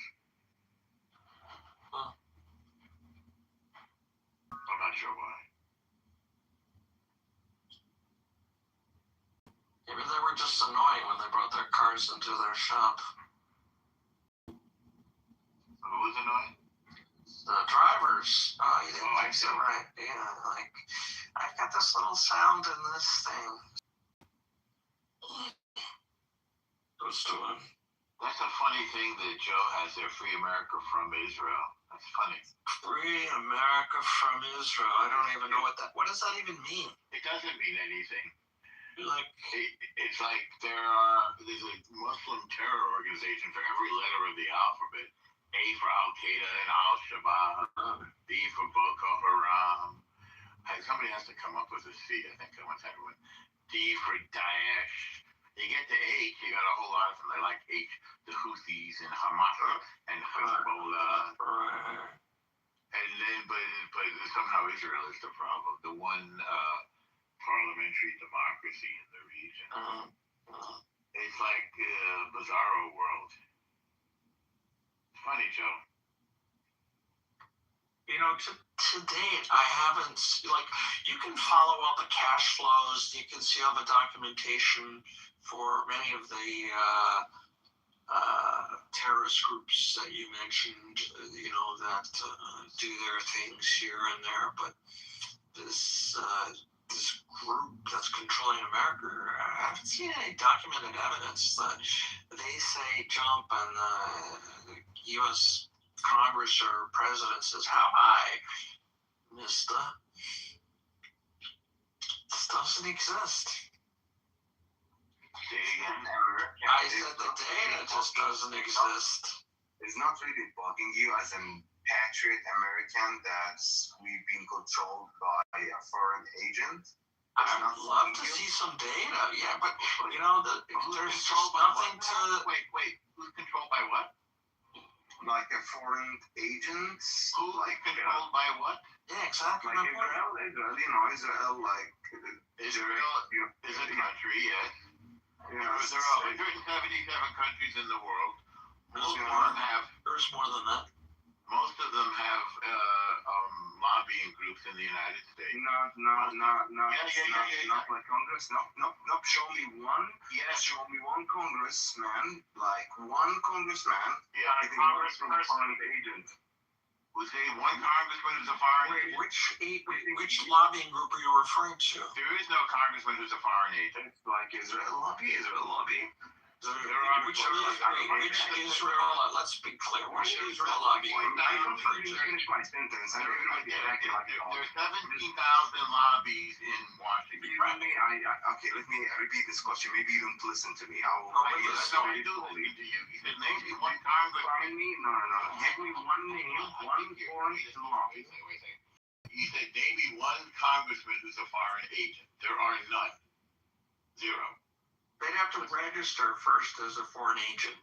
So there's none registered as foreign agents. So no congressman who's a foreign agent. So what's your point? Okay.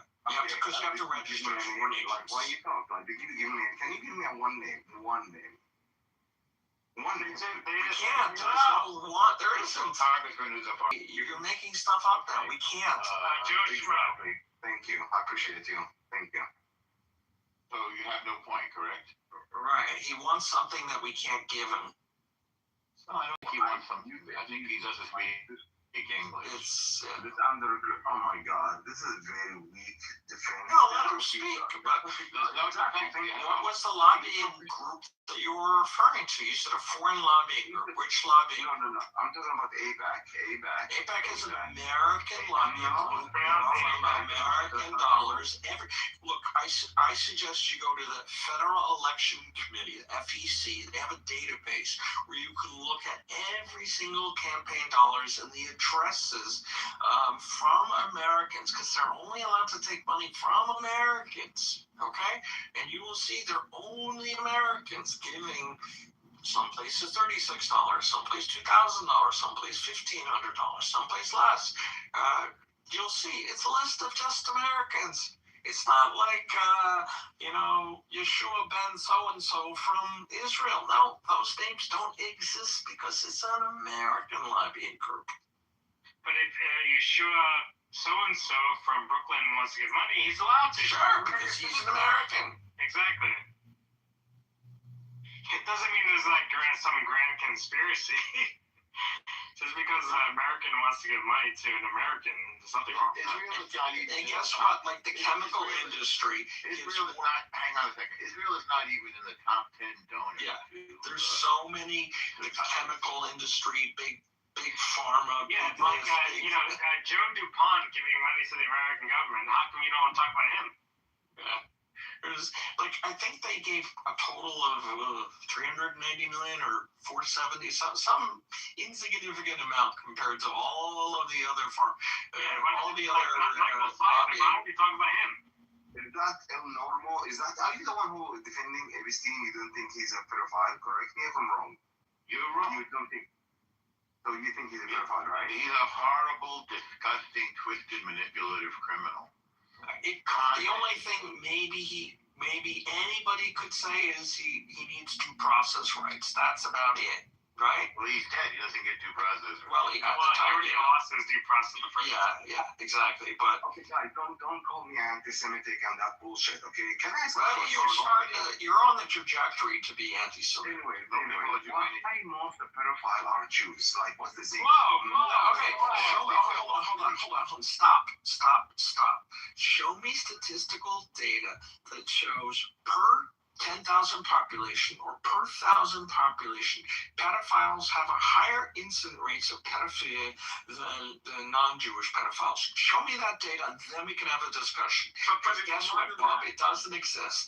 In Iraq, the age to marry is 9 years old. So is it pedophilia when it's legal? If it's not against the law to marry a 9-year-old, can you really call it pedophilia? It's their culture. And I think it's wrong of you to judge their culture by our standards. If it's normal for a Muslim to marry a 9-year-old, it's wrong of you to judge them. Didn't he, with all due respect, Randy, didn't he marry a 6-year-old?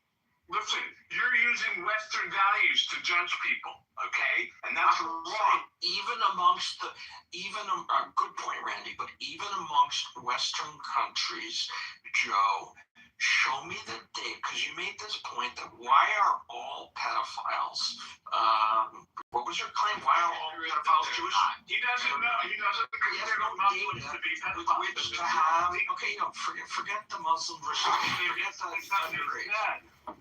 Just use Western democracies, Western governments where the consent is 17 or 18, whatever it is, and show me that there are more Jews doing this perverse act than non-Jews. When you have that data, come back and let's have a conversation. Someone sent me a channel asking about all the priests that fooled around with boys, and again, I don't think it's fair to judge priests by Jewish standards.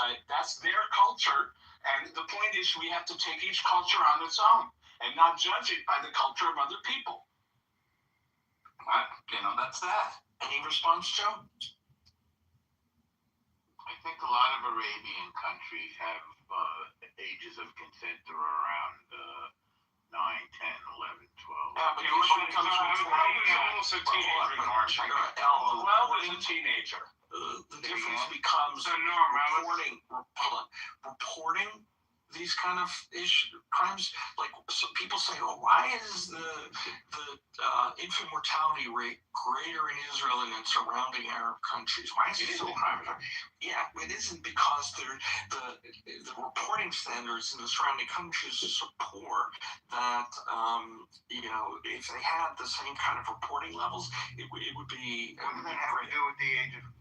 But they're I'm just saying that data is based on how you report. Talking about the age of. I understand. You just brought up something that's based on reporting. So I brought up the age of consent. Correct. So rape and other things requires I'm talking about marriage. Marriage, rape, anything that requires rape, as far as I know. Of course, but anything that requires validation of data to say something happened. About the law, not data.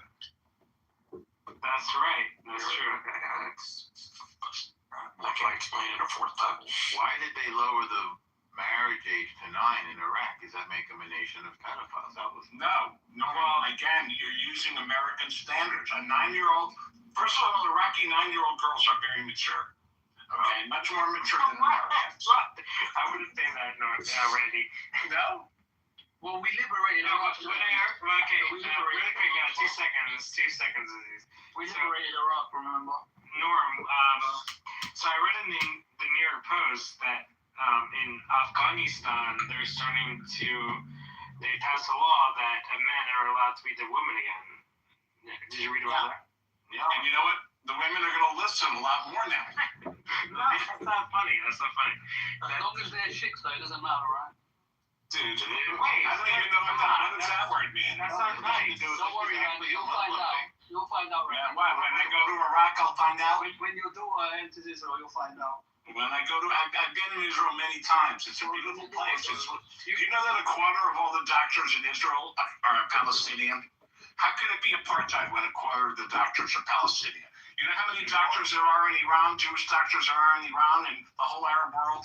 Under 10. Okay? So who's the apartheid country? You tell me.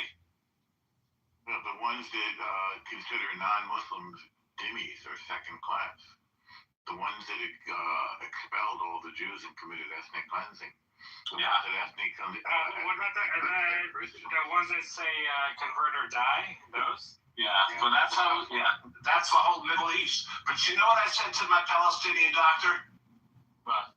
I said, doctor, give me the news. I got a bad case of loving you. No pill gonna cure my ill. I got a bad case of loving you. Who sings that? Robert Palmer. Right. Okay. Forgot who wrote it originally, but yeah, I sing it now. You know, I'll take all the emojis I can get. I'm trying to get to the 1%, please. Thank you. I'll be here all week. Unfortunately, I can't react to myself. If I could, I'd be in the top 1%. I mean, you live in the Upper West Side, so. How about I said doctor, not doctor. Sorry. You I live didn't in say doctor, you little maniac, you. You live in New Jersey maniac whose brother pays $40,000 in taxes. You have 5 brothers, don't you? You have 5 brothers, remember? I mean, Doc's is right, baby. What's good for the goose, good for the gander. I was paying you a compliment. Yeah, I'm paying you a lot of compliments. Okay? I'm gonna dox you, dude. I'm really gonna dox you. You know, Norm, for the record, I invited Randy a couple of times. Oh my God. They never. How many times are you gonna say this? You know, 1 to 2 times you invite me. I just want to witness. Even the train stops once in a while, David. I mean, the ASPCA called. They got to report someone's beating a dead horse. Please, brother. Oh, that was a good one, Randy. Lord Kitover, I like your campaign videos, by the way.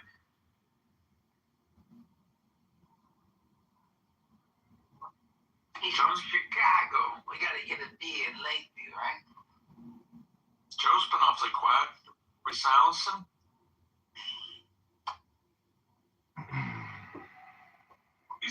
Joe is booking a flight to Iraq right now. He wants some of that 9-year-old. Once you told him about the 9-year-olds, he's like, oh my God. He's on his way there, dude. He's like, 9-year-olds? What the? Here I come. He's booking a seat on the Lolita Express. Yeah, baby. I don't plan on that. You know, it's a good thing with a 9-year-old is. Muslim male to do it? I think you have to be Muslim male. He's going to have to Hopefully they're virgins, these 9-year-olds. That's all I want to say. Hopefully they're female too. Yeah. I mean, if there's anything wrong with that. If your dad, if the only person you've had sex with is your dad, are you still a virgin, kind of, technically? Yeah, Randy, come on. We gotta stop. I'm sorry.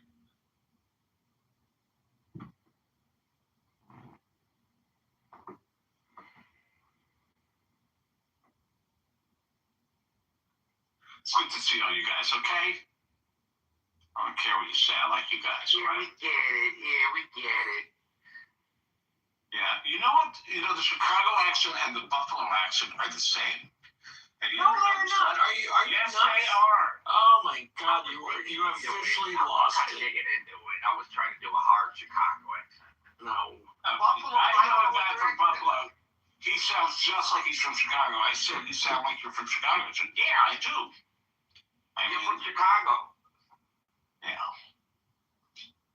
I love they say Chicago. Chicago. Chicago. It's with the, so they do this with the A, the A. It's not pronounced Chicago. It's pronounced. Yeah. There's like 3 A's in Chicago. Like instead of you guys say tree, or in New York they say. It's something. Wait, how do you say the thing on the top of your house? Roof or roof? Is it roof or roof? Roof. Roof. Where do they say roof? I've heard of that once. I was like, what? Or rough or whatever. I guess a Mid-East, a Midwest someplace, excuse me. It depends. Like, there's people that in St. Louis they have southern accents, and they claim to be Midwest. I'm like, get the fuck out of here. Get anywhere.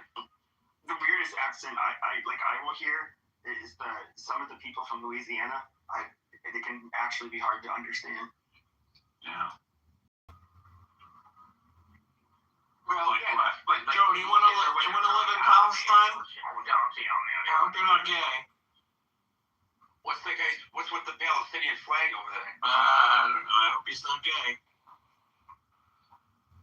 He'll throw you off a 10-story building. But wait, there are no 10-story buildings. Yeah, well. They didn't pass the building codes. Yeah. They had to make room for progress, you know. Wait, is this guy serious? Do you know this person? Free America? He's just full of, one-line, insults. Oh, but, he doesn't have an actual game plan on how to do so.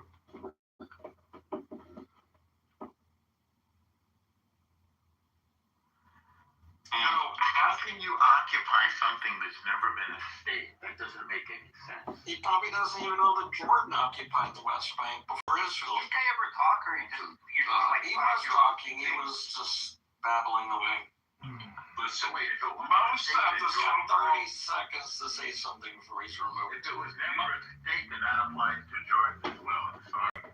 Let me be clear. Most of the so-called Palestinian Arabs are migrant Arabs who came to the area from other countries because of opportunities created by the Jewish settlements. Israel drained the swamps, turned the deserts into farmland. It wasn't farmland before. So these are people who came the same time as the Jews. If you look at the population growth, the Palestinian Arab population growth basically tracks the Jewish growth.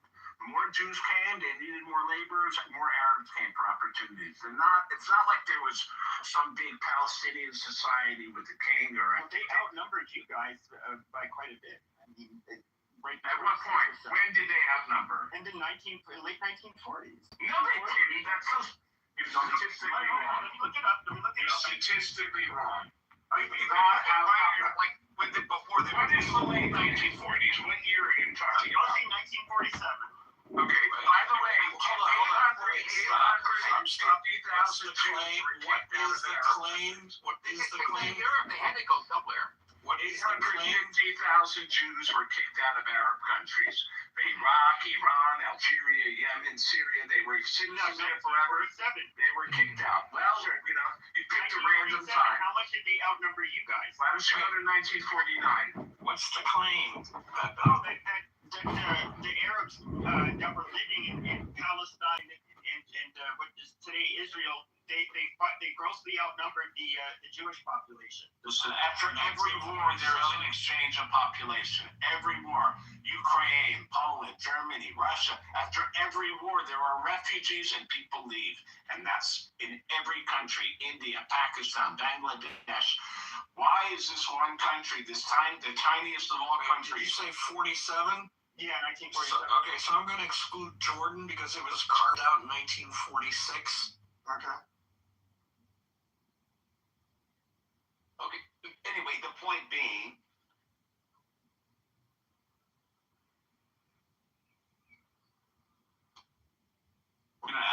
Pakistan was created, millions of people had to leave India.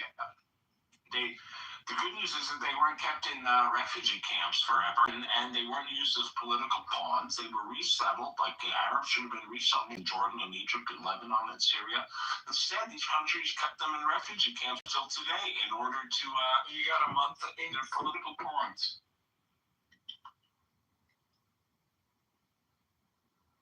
Pepe. You have a lot to learn, Pepe. A lot. No, I don't. I think. Well, I just gave you some facts. Well, there you go. Yeah, but the reason I point to 1947 is I don't think there's a population on this planet that if they got an influx of what they see as foreigners would sit where it would sit well with them. There would naturally be people that would revolt against them, want to war with them, or if they're not, and chase them out. I would say your words were grossly. What were your words? Grossly. Probably grossly outnumbered them. Like okay, well, so turn grossly into percentage. Like 10 to 1, like 90%. Okay, so you're wrong. It's 66% to 32%. There were 1,500,000 Arabs, and there were 625,000 Jews. So that was 65% to 32%. Not for nothing. The Arabs were offered their own homeland. The Palestinians were offered a homeland. They said no. Okay. At that time, they were. How it's going to work? They're because they're murderers. So wait, do you want to do you concede that your point was a little bit exaggerated? Yeah, it was a little bit exaggerated. So when did you have a lot of numbers? Did you have a lot of people coming in the early 40s too? Well, I mean, if only they could have, then 6 million Jews wouldn't have been killed. If only the British had let them in. Instead, they were turned away. Have you looked up the Etienne conference? We act like the Holocaust never happened over here. Yeah, have you looked up the Etienne conference? I don't know what that is. Yeah, take a look at that. So Roosevelt participated. Yeah, it's outrageous. It's so selective, you know. What about the fact that the Arabs destroyed all the Jewish synagogues and built mosques there? I mean, your outrage is so selective. What did they do to the nice cathedrals in that are now Turkey? You talk to the Turks about that. I know. That's a different room, Pepe. You bring your anger to the Turks, but you don't do that because the Jews are easy picking. It's easy to pick on Jews. A Turk would kick your ass. A Jew will actually engage you in conversation. A Turk would kick your ass and say, "Get the fuck out of here." No, I beat the shit out of it. In real life. Yeah. I'll take things that never happened for 1,000. Right? Was that like a game show reference? Things that don't happen. Yeah. This guy, okay, he's a Philadelphia lawyer over here. Here's the part, and I don't know, maybe it's because... Well, that's the most honest thing he said. You don't know. So maybe hold on, Randy, calm down. I'm calm, buddy. I mean, I don't... Miss, I am very calm now. Do you think there's anybody that would if they were in the Palestinian situation, they would sit well with them? No. Well, tell me this. There's been this is the only place where terror is tolerated. Do you think American Indians have a right to blow up buildings in New York City? I mean, since their land was taken, do you think they should be doing terror in New York 100 years ago? Would you justify that? Say, yeah, Native Americans have a right to do violence all over New York City. You're talking about them challenging the Israeli state literally within the same year that it was founded. I mean, I'm talking about 2023. I'm talking about 80 years later. Would you, that we're talking about right now, not then. We're talking about right now. There's still terror. Yeah, they're going to do it. Right. So do you think American Indians should be blowing up buildings in New York? Do you think they should? Because their land was stolen, right? There's some of them that feel that way. Yeah. Yeah, but do you think it's justified? That's my question. I wouldn't say that. Okay, well there you go. It's called the double standard. It's not a double standard. They're not justified, but the Palestinians are. It's a double standard. No, I think that like I said, I think there's always a real Listen, I stumped you. You can admit it. I'll have like a real reason. This is so annoying. Why do you listen to him? I don't know why he's here. He likes to bait Jews. I don't. He's got a problem with Jews. He should be kicked out. He's not tolerant. I don't know why we tolerate him. The Turks were tolerating him. I find it quite funny. Tucker asked a question to the other, the guy, I don't know, the idiotic who was in Israel, is the ambassador of Israel. But if you look at the historically of European, Irish have their own language, Welsh have their own language, Scottish have their own language. There's no such thing called English. It doesn't like the European Jewish had Yiddish. So it doesn't make any sense. It was What about Hebrew, Riri? Yeah, but the Yiddish is defined like European. What about Hebrew, though? She's gonna- Europeans have Hebrew. No. I'm pissed off. So what? Hate French. You're anti-Semitic. It's so fucking angry. Irish piece of shit. I'm pissed off because it was like, oh my god, why are the Jewish? You're Polish. You're fucking Eastern European. No, bitch, shut the fuck up. No, it doesn't make any sense. What? We don't understand you. I don't. All right. All right, guys. Shabbat shalom, everybody. It was good catching up. I'll be around all week, all right? I'm going to run for now. Take care. Don't forget to tip your waiter.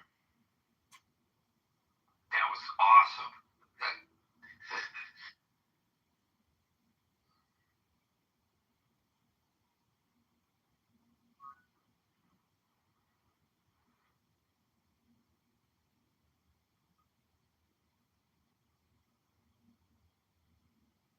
So welcome back, everybody, to Iran War, Israel, Palestine, USA.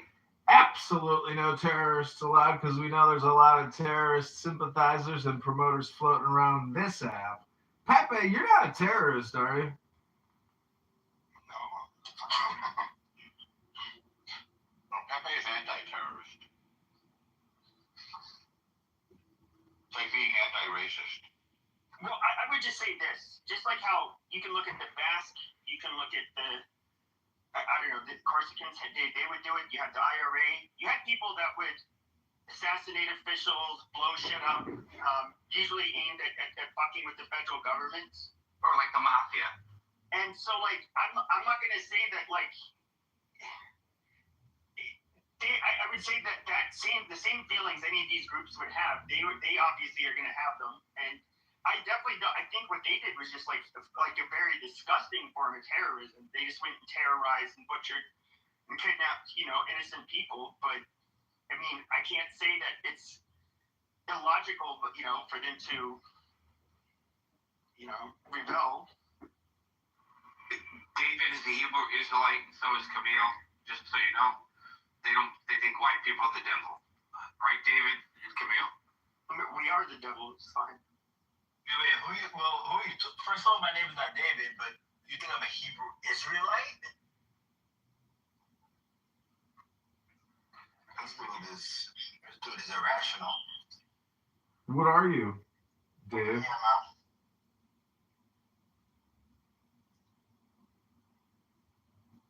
What are you, Dave?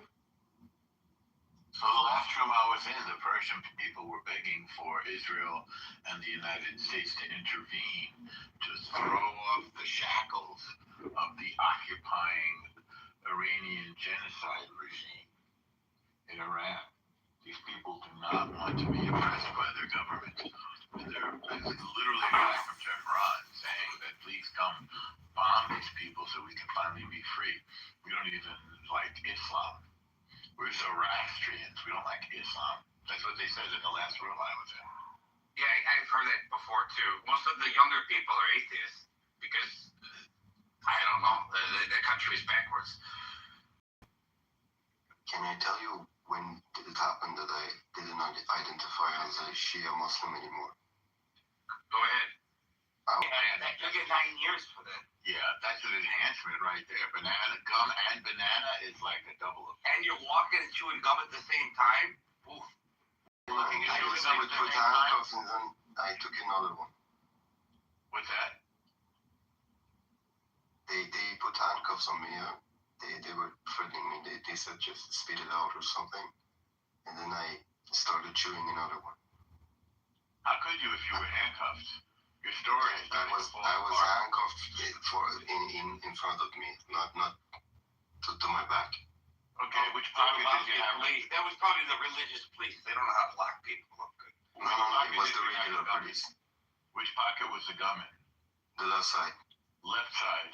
I see. So you were able. To get the gun. He's probably telling the truth. I mean, why would anybody make that up? Well, we got to check the details here. Okay, you can go through the detail. So you were walking, you were chewing gum, and it was banana gum. So that's like 3 offenses. And then you reached into your left-hand pocket. Left is bad, by the way, as far as I know. They hate the left. And you put another piece in your mouth. Did they hit you with a stick then? No. Then there were some old guys. They came. They said, "What you're doing is or something. It's a kid and stuff." And then they said if I spit it, they will let me go, and I did. And I went. I took one extra before I spit it. Another chew. No. Look, they said spit it. I took another one. Yeah. Then these old guys came. And it was like. Okay, I'm gonna spit you the goo real quick. Sorry to interrupt, but we have Buttercup, a beautiful little cup of butter, who really is a subject matter expert on the topic. I'm wondering if we can all, encourage Buttercup to come up. From what that we have to say. I think his government just blocked them. You think his government sent them down? He shouldn't even have club. I mean, I think that's what happened. Yeah, they're censored there. It is Ramadan. We also have the beautiful Bima, my favorite begonia, in the house, who is a vocal free Palestine. Did somebody send him down or something like that, or did he go? I didn't. I was surprised to see that. Yeah, you didn't do anything. That was me. I'm the King Green Bean. Your own room. Let me show you how it works. I'm gonna show you, Jacob, how it works. So that's called the goo. We're trying to stay focused and concentrate on the Iran war between Israel and the United States of America, with Palestine caught in the crossfire. There's no terrorists allowed here in this room. We're trying to draw up those from below who we think could make excellent contributions to the discourse. That could be Buttercup or Bima. It could be other individuals, but we want to give room for everyone to speak, including him and Camille and Love. All right. Can I make a suggestion? We should all raid Prince's room, where they think Turkey and the Arabs are going to carve up Iran after the war, or after a coup, or revolution, whatever they want to call it. These guys don't know history. Why do you say why do they think it's Turkey and not Saudi Arabia? They just said Arabs/Turkey, or Turkey/Arabs. He has the big army. Turkey's the only. But they have no forward projection of that army. They have no logistics. They have nothing. So far away. Does that mean that everyone's betting now that the regime will fall if there's a war? Because it sounds like they're saying it's a sure thing.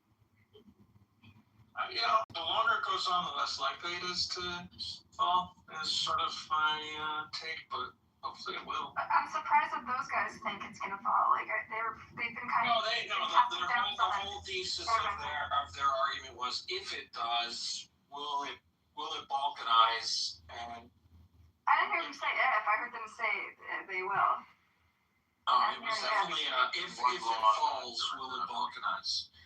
It has the highest potential to balkanize, but it's been integrated since Cyrus the Great for so long. But no, they're never going to do that. They do seem to have a strong sense of national unity, but there are dissident groups like the Kurds and the Baluchis and even the Syrians who feel oppressed. Never mind the Yazidis. You're supposed to say the Yazidis, and then I'm supposed to say, I told you, never mind the Yazidis. Yeah.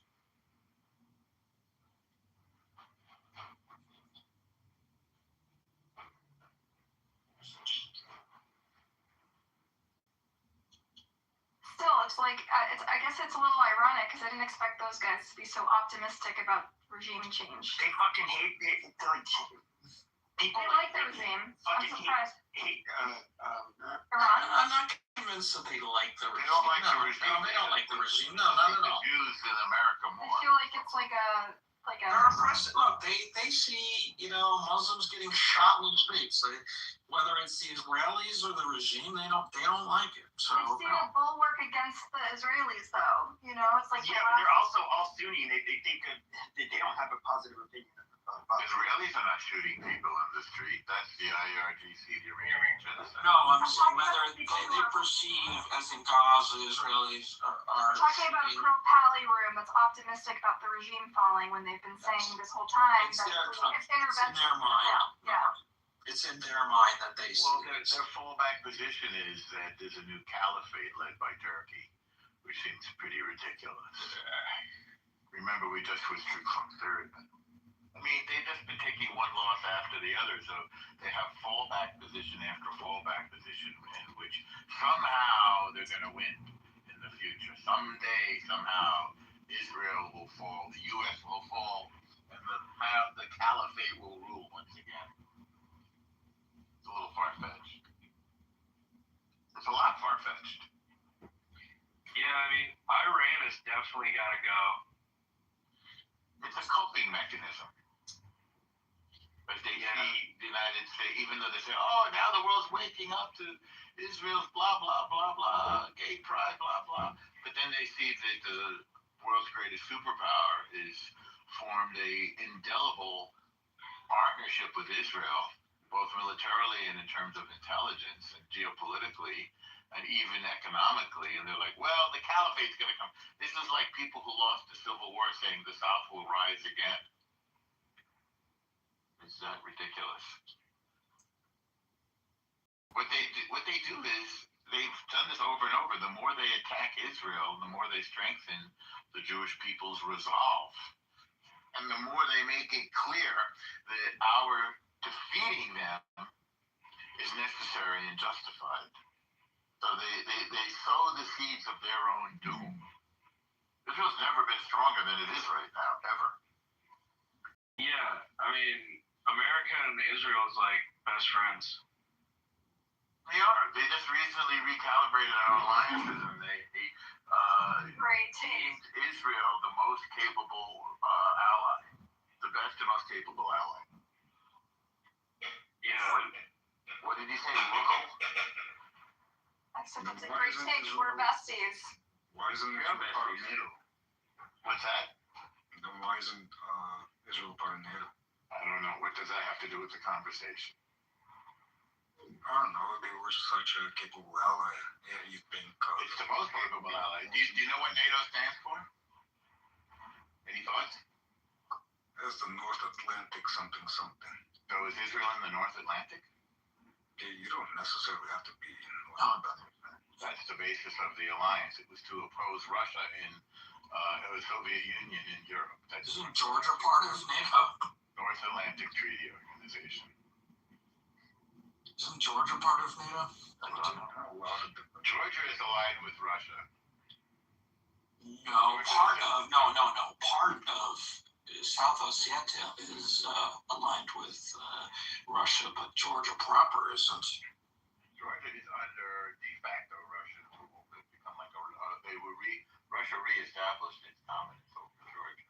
All right, I'm trying to do the math. You're a mathematician, Jakob. How many places is this conversation currently being beamed by Lord Kitover's many accounts? Because he has 70 phones. Yeah, I don't know. There's too many variables. I have no clue. How many phones? How many channels?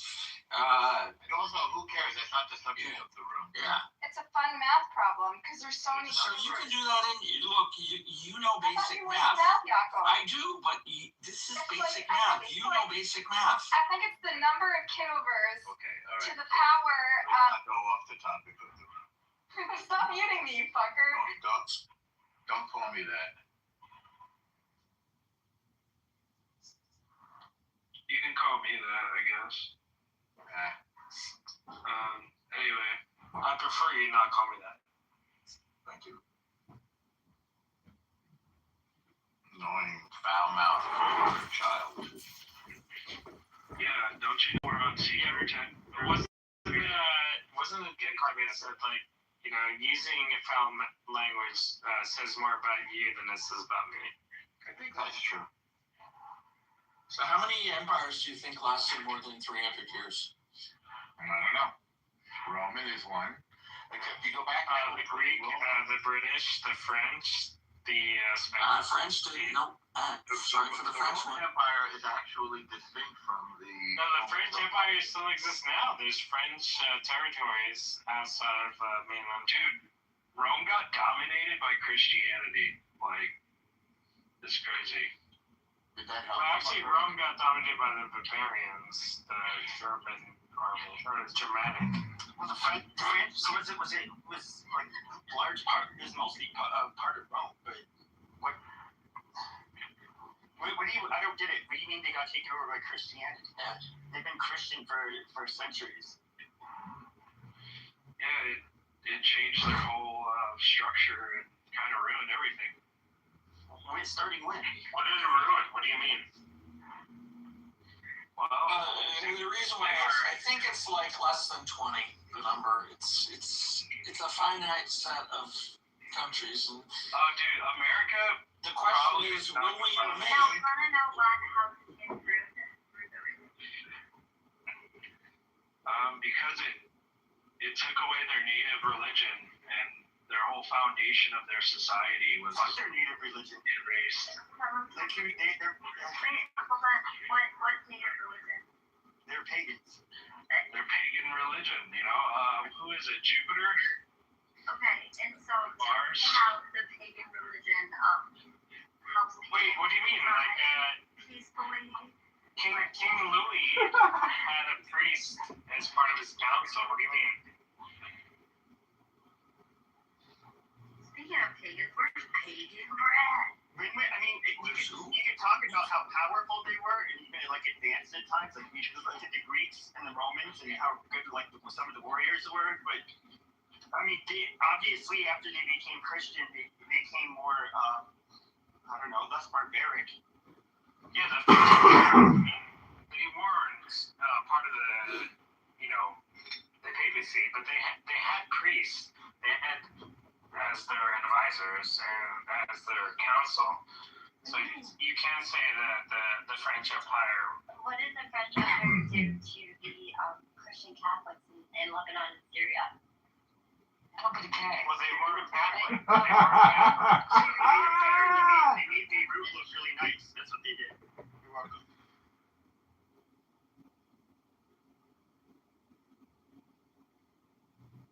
Remember, they were given that area. They didn't conquer it. They weren't given that area. Look, the Sykes-Picot Agreement. They took over after the Ottoman Empire. Yeah, that means they were given it. Okay, that's fair. Okay. The British beat the Ottomans, and the Sykes-Picot Agreement said, "Hey, you get north of this line, we get south of this line." Fair. What did the French do that was so bad to the Lebanese? They turned it into Monte Carlo. I family moved to America. How about that? They turned into the Paris of the Middle East. You guys didn't flee. The Lebanese didn't flee because of anything the French did. And are you Lebanese? Yes, I am. Huh? Also Yeah. tough. When's the last time you were in Beirut? No, I haven't been. I would like to go one day, but now's not the time. No, I highly suggest don't. But I heard that was absolutely beautiful in the pictures. It was beautiful. Yeah, it's a shithole now, dude. It's like really deteriorated. Yeah. No, but Lebanon is not shithole. It's not. It is. I don't mean this in a mean way. It's just like everything that was nice, it's torn down. It's very poor. You're trying to be English, you're trying to be British, you're trying to be Scottish, Welsh, Germany. No, I think like my country's from Somaliland. I'm from Somalia is a goddamn dump. No, it's not Somalia. It's Somaliland. Correction, Lebanon. Yeah, Somaliland is an improving shithole. Somalia is a complete shithole. That's like Manhattan versus the Bronx. Yeah. No, No, both of them are going on a downhill trajectory now. But we're rooting for Somaliland.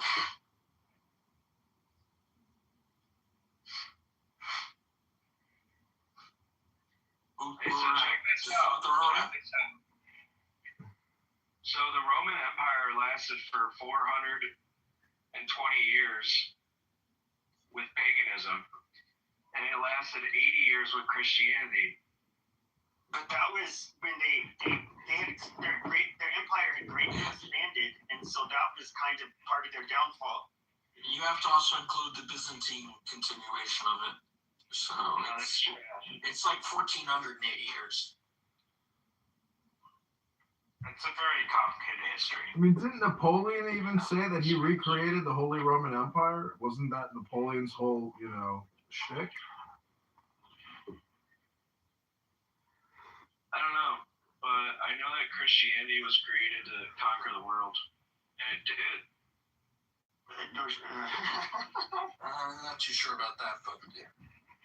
Well, didn't the apostles conquer the world? I think it also depended on which colonial powers conquered you. I mean, the Spanish definitely were forceful about it, but like the French, for example, weren't too forceful. Yeah, but to be fair, like when the Spanish, when they came to the world, they wanted to help the people that were in the New World to be better. Oh yeah. Yeah, by starving them. And ask the Iroquois how they thought about their help. The Spanish were by far the most sadistic of all the European. That's not a fair. No, it is absolutely no. This is even in college. They say the 3 C's. Everything you learned in college. Sure. So the French came for commerce. The English came for colonization, and then the Spanish came to conquer. They were. The French also came to. No. Where were the Spanish nice to anybody? They literally took all your fucking resources. If there was ever a famine, anything like that, they ate first. They were just like, they were nasty people. I don't. Well, Pepe, is that an opinion or is that a fact, Pepe? Oh yeah, the Spanish you really did not want to be rolled over by them. Well, respectfully, I disagree. What year is it? Can everybody please just give us a quick diagnostic and tell us what year it is? 2026. 5786. All right, we got 2026. We have 5786. Pepe, Mako, what year is it? I wasn't listening. What's up? Yeah, I was asking you, Mako, what year is it? It's 2026. Why? It's not the year 1400?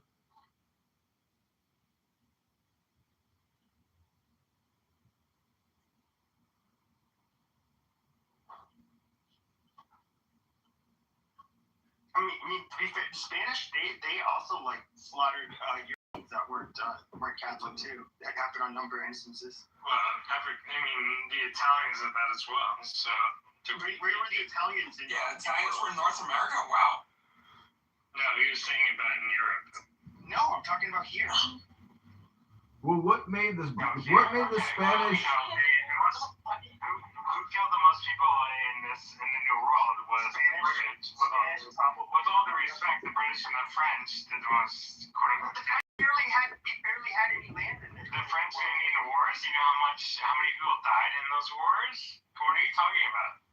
I will point out that I've read that the British Empire was able to expand to every part of the globe for one reason and one reason only, because of the mechanization of the rifle and the ability to automate, the discharge of bullets at high scale, high velocity at scale. So, without that ability to say STFU or we're going to give you a Gatling gun, that's real power. Gatling guns until the Civil War. Well, you see my point about the ability to deliver a high volume of a single barrel. We actually had Sorry, John. I think it was called the repeater. I think it was called the repeater rifle. The repeater rifle, I think, is the big stage in warfare. We actually had a superior rifle. What was it? The BESS, I believe. But I think it had slightly some rifling in the barrel, but it was a little bit more accurate out to a longer distance. So The British It was more about the war tactics on the ground that gave America the edge over the British and the French and the Spanish. Well, I'm looking at an interesting historical document. It says the law of the strong. This is our law and the joy of the world. And that's, a British Kabbalist. Now, Pepe thinks that the Spanish were the most merciless conquistadors. But what was the philosophy of the Spanish conquistadors, Pepe? They're probably just like they just got done getting rolled over for how many fucking 7 or 8 centuries by a bunch of fucking I think you're being over negative towards the Spanish Empire. No, I don't think I am at all. Well, can you give evidence that you're not? And they were absolutely the most religiously intolerant. But there's nothing wrong with the English, and with all due respect, they were a lot worse than the English. Well, that's why we had people come to America is to escape. Yeah, they weren't slaughtering them upon contact. Okay, but don't say that the British weren't, being. No, Spanish were, dude. They were like negative to people who don't believe like in jihadists. things. They were Catholic jihadists, dude. I don't know how else to put it. They did genocide on the British, so I think has a point. So again, I ask you, what year is it? Is it 2026? Is it February 21st on a Saturday? Are you all here right now? Hello?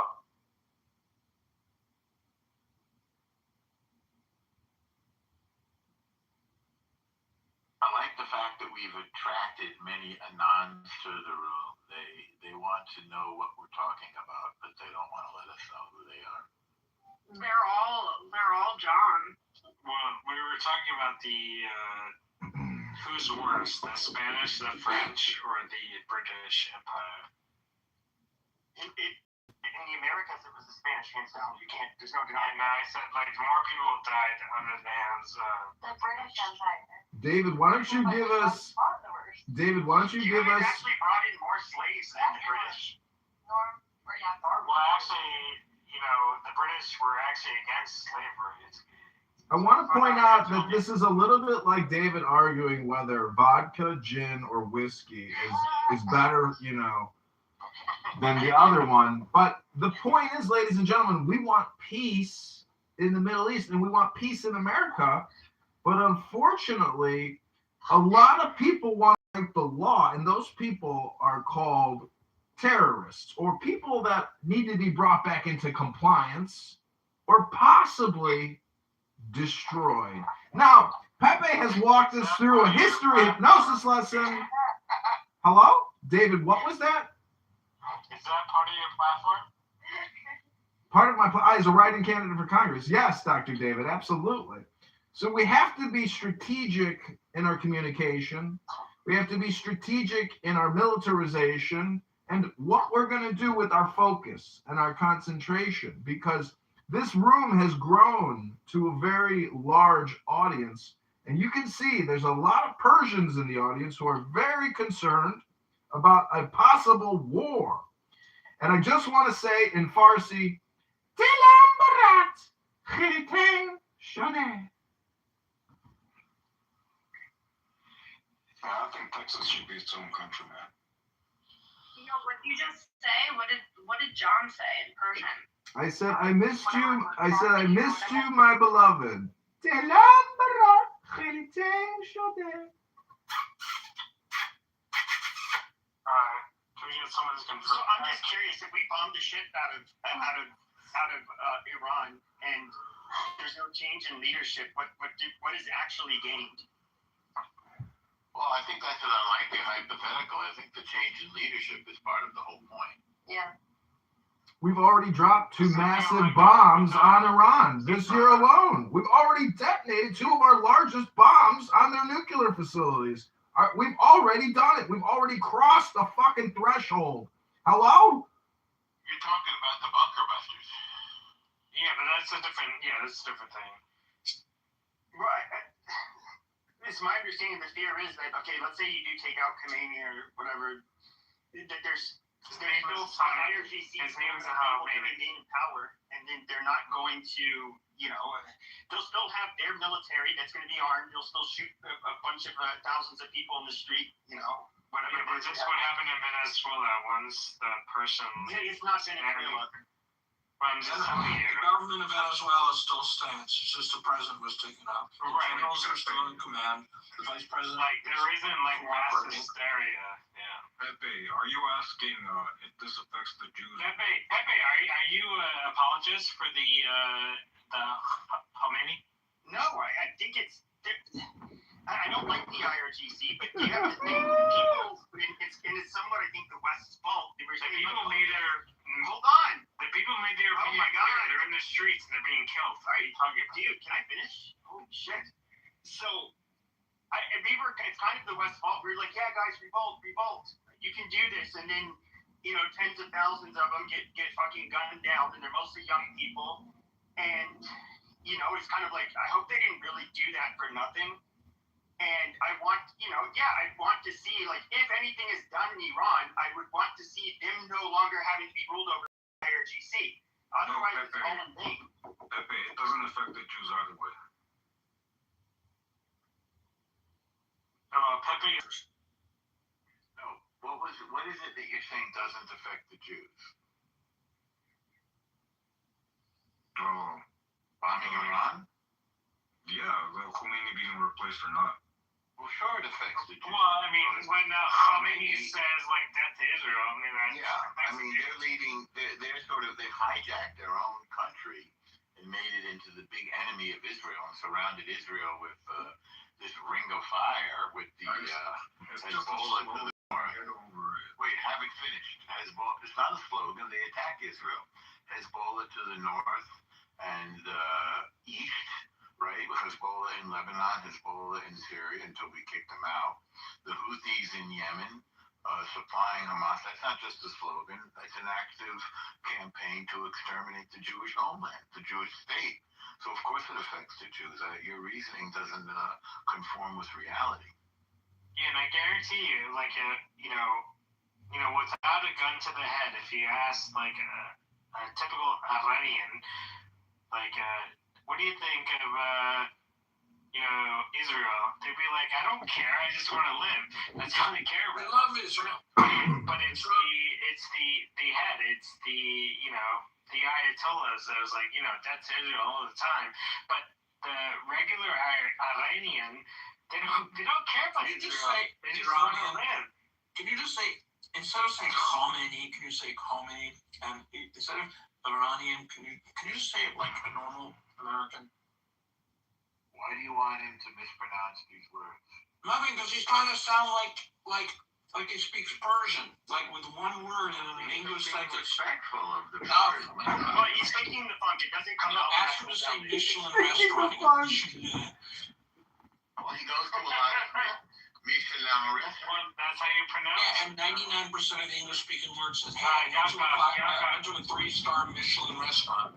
Yaakov, with all due respect, having been to a few Michelin-star restaurants, that's how you pronounce it. I'm sorry. And people look at you like you're nuts. Yeah, actually, my brother did say that he tried, like, pronouncing, like, one of the things, like, they say where they actually, it's not so-called being the loud, obnoxious American, but it is the people who try to be fancy, smancy, and act like they're an expert on French culture and say they're fucking words and butcher them, and that is, like, I guess, like, more irritating to them. Okay, I'm not gonna apologize, but I'm saying, my friends who go to these restaurants, we all pronounce it the same way, so I'm used to, like, if you're hanging out with, okay, fine. Okay, if you come into my group of friends, then you hang out with douchebags, David. That's not nice. I didn't say that, David. Okay, finish with Khomeini.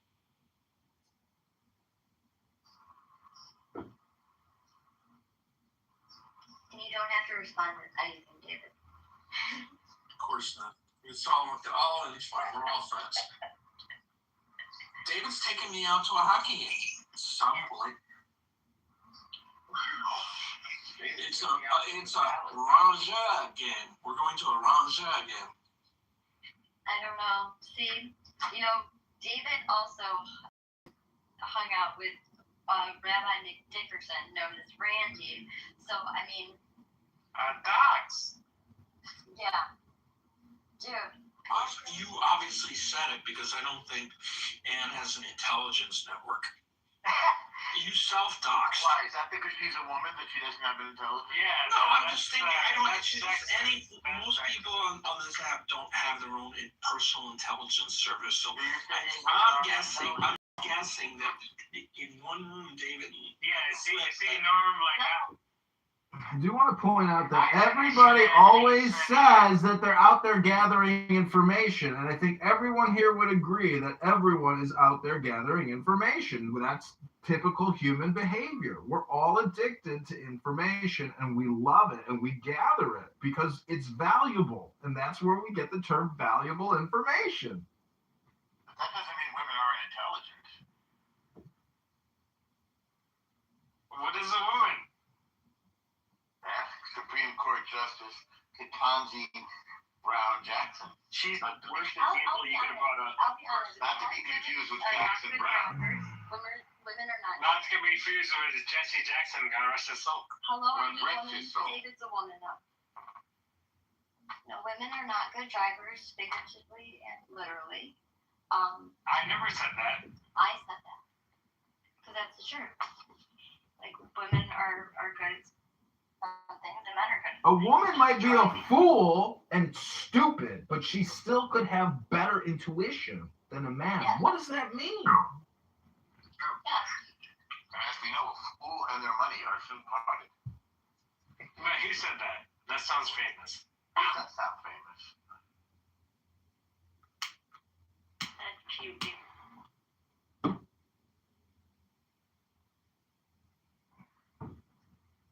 So I want to thank everybody for coming here today to the Iran war, Israel, Palestine, USA, no terrorists allowed. Because in other rooms right now, there are chronic complainers, people that have a beef with the J word, with the I word, with the Z word, with the K word, with all types of words, and they want to argue with you till the moon appears and the sun sets 24 hours a day about what words mean what. And all I can say is none of these people are intelligent because they are not part of any type of meditation, any type of concentration, any type of focus on love or intelligence. All they do is complain. Hello? And in the words of Lenny Kravitz, let love rule. Wait, isn't it famous thing? Okay, I have an answer to a fool and his money are soon parted was most commonly attributed to Thomas Tusser in his 1573 book, 500 Points of Good Husbandry.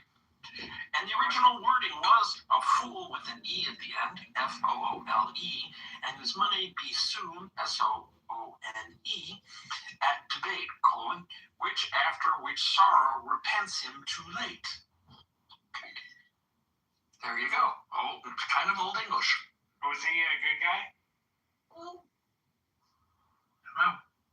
Was he a good guy? My friend David, was he a good guy? What does it mean by repentance? Well, there's people I've been quoting before, and my friend, I remember I was at a dinner party. Want another drink? No, really quick, I was at a dinner party, and I mentioned like a quote, and my friend told me that the person I was quoting was a bad guy.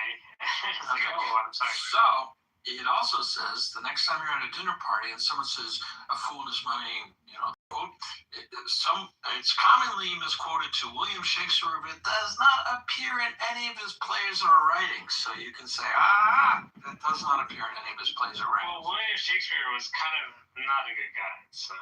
What do you mean he was not a good guy? History, I want to know how he knew about Denmark and Venice. Who was an English major, and she told me the whole history of the idea. Well, actually, he wasn't a person, or maybe he was, but she basically told me the history of William Shakespeare, and kind of like not a good person, Norm, do you think he was an amalgamated? In 2026, he would have been, Me Too'd. He would have been, not a good guy. My question, how did he know about Denmark and Venice and all these different far-flung places when he never really left his own city, as far as we know? From just people talking about it? You can always read in a book. Oh, you think he went to the downtown library?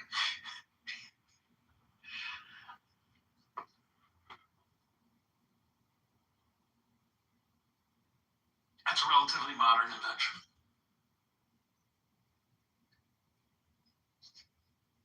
Hello everyone. Can I speak? I'm an Iranian person. And I saw the title of this room, and I just came to. Actually, I'm curious to know what I consider you guys to be mostly Americans. So I just want to know what's your idea about whether the United States should attack the regime in Iran, or you do not support. Well, the IRGC has been a problem for many decades, and I think the world agreed long ago that at minimum they should not be allowed to have nuclear weapons, and at maximum they should not be allowed to threaten the rest of the world. And diplomacy has been tried repeatedly without much success, and now we're trying diplomacy by other means, namely war. As a Sunni Muslim, yeah, the US should dismantle Iran. Well, hopefully they see, all the stuff we're doing in the water, and they say, okay, we give up on a very simple terms. But yeah, I think it's very simple.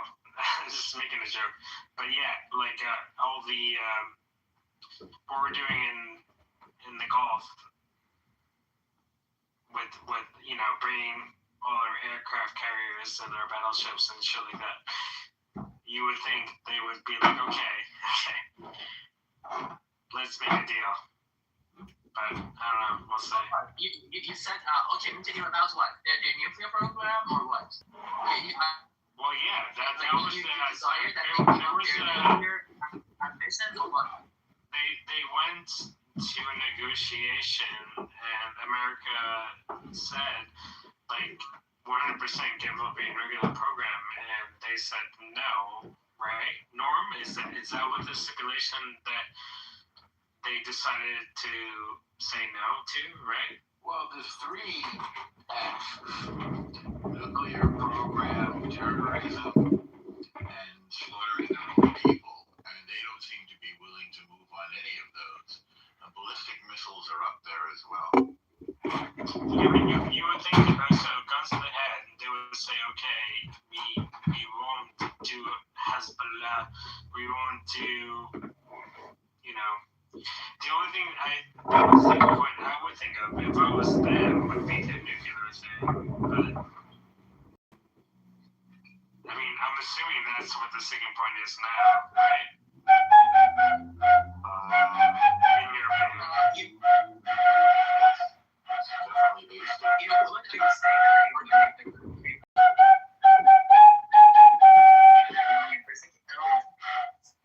It's not just about the nuclear program. It's also about actually, I as a Iranian person know that the nuclear program can cut off for the main deterrence policy, which is the ballistic missile.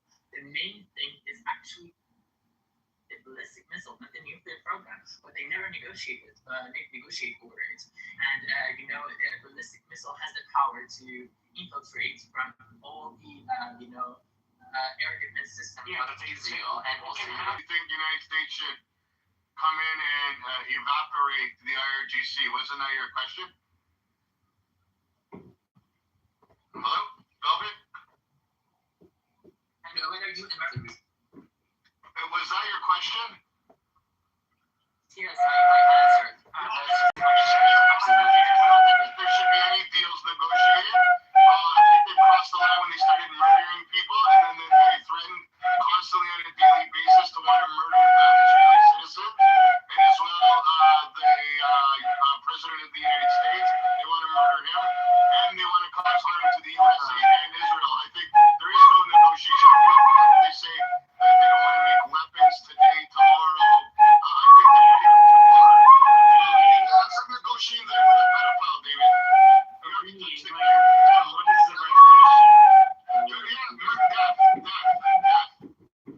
Yeah, because today they're gonna say, okay, we agreed. Well, tomorrow they're gonna dig a tunnel and build their bombs under the tunnel. You don't change from wanting to murder every Israeli citizen and the United States of America to being a good person. I'm sorry. No, don't be sorry. I'm actually very happy to hear that because in the mainstream media, I hear a lot that there's people make these comparisons that the United States attacking Afghanistan and Iraq, and they compare it to what will happen in Iran. So there are fundamental and contextual differences between Iranian society and Afghanistan and Iraq. But the point is that's so true. So as an Iranian person, from age of 7, I have been trained to chant death to England, death to America, and death to Israel. And despite 47 years of this oppressive regime, Iranian people have never hated America. Actually, we love America and we love Israel. We consider that as opposed to all other Muslim countries in the region. So look at the society of, for instance, Saudi Arabia, Qatar, Kuwait, even Turkey. Unfortunately, they hate America and they hate Israel, but Iranian people don't, because we have to share same values. During the past 26 years, from 1999, for 6 times, they have been fighting for this regime. For what? For democracy, for freedom of speech, freedom of thinking, equality between men and women, because the Islamic regime is a gender apartheid regime, and separation of religion from power. All the values that the Western countries, including the United States, are meant to defend and hold dear. So the point is, I'm so happy and I'm so relieved that I hear individual voices, although you might not be, represented in the mainstream media, such as CNN or other networks. But I'm so happy that I hear that not only you see the real fact that there is nothing you can change about the dissolve.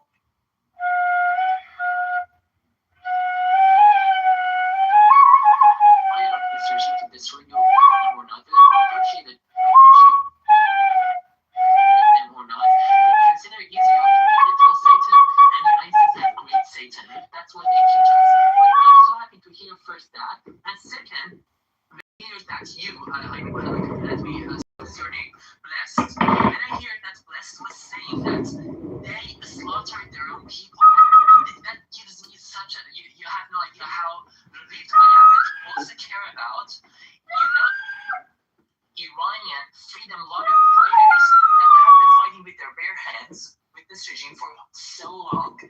And the fact that you're concerned about the massacre that this regime has made. And again, let me remind you, this was not their first time. This was their 6th time. I mean, just look at 2022 during the Life Freedom movement. They literally blinded. I'm not making the numbers. Just look at the, United Nations substantiated statistic. More than 500 protesters during the 2022 movement, Women Life Freedom movement, got blinded. They did comparison. So, for instance, 2 people in Minnesota. I'm not going to downplay what happened in Minnesota. I know it is triggering. Even every single person counts and every single casualty, even if it is one individual, it's a lot. But when we are speaking about tens of thousands of people being massacred by this regime, we cannot make that comparison. Or the fact that just during 2022, and then look at the United Nations substantiated statistic, you should start to care about the human rights abuses by this regime. And by the way, those people who got blinded and got killed by this regime were not people who were fighting for Islamism, extremism, terrorism, all those things. We happen to have the same values as you.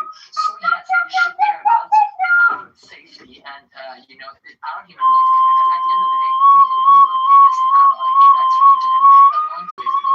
Israel was not your biggest ally in the region. Iran was, right? But after the Islamic Revolution, you had to, turn to Saudi Arabia, countries that are literally funding terrorism, Islamic terrorism.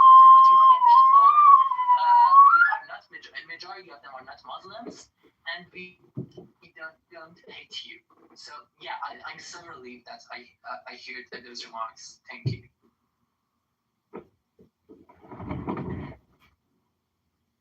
Well, those are some beautiful remarks about some beautiful remarks. Thank you for those beautiful remarks.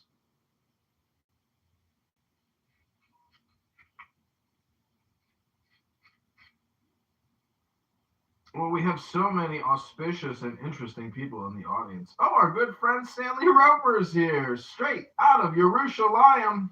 Still hasn't paid his brother back the money he owes him, but Rabbono Shalom Hashem is going to make it all come, because it's almost Shavua Tov.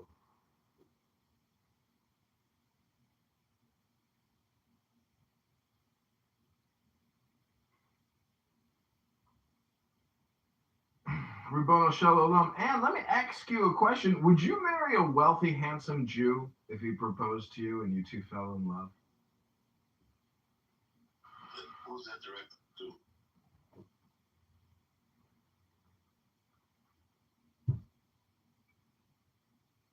Oh, I was asking Anne, our Lebanese Catholic, I suppose. Yeah, you're Catholic. Did you do Ash Wednesday, Anne? Did you get the crucifix and ash put on your forehead?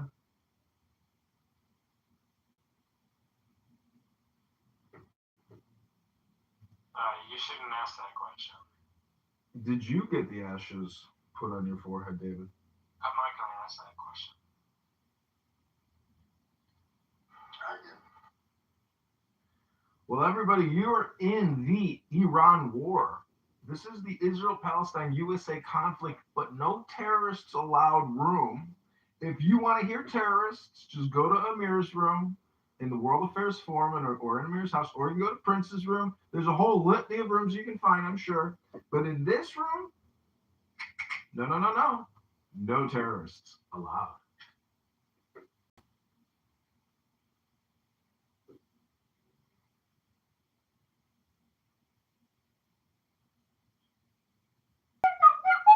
So what's the word out there? What's going to do with Trump?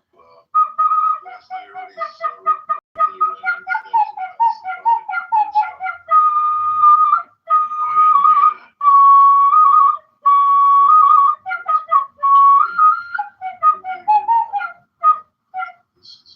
He wants to let them say faith. He wants to let them say faith. What's going on? I mean, he's giving him a couple days to decide, right? My understanding.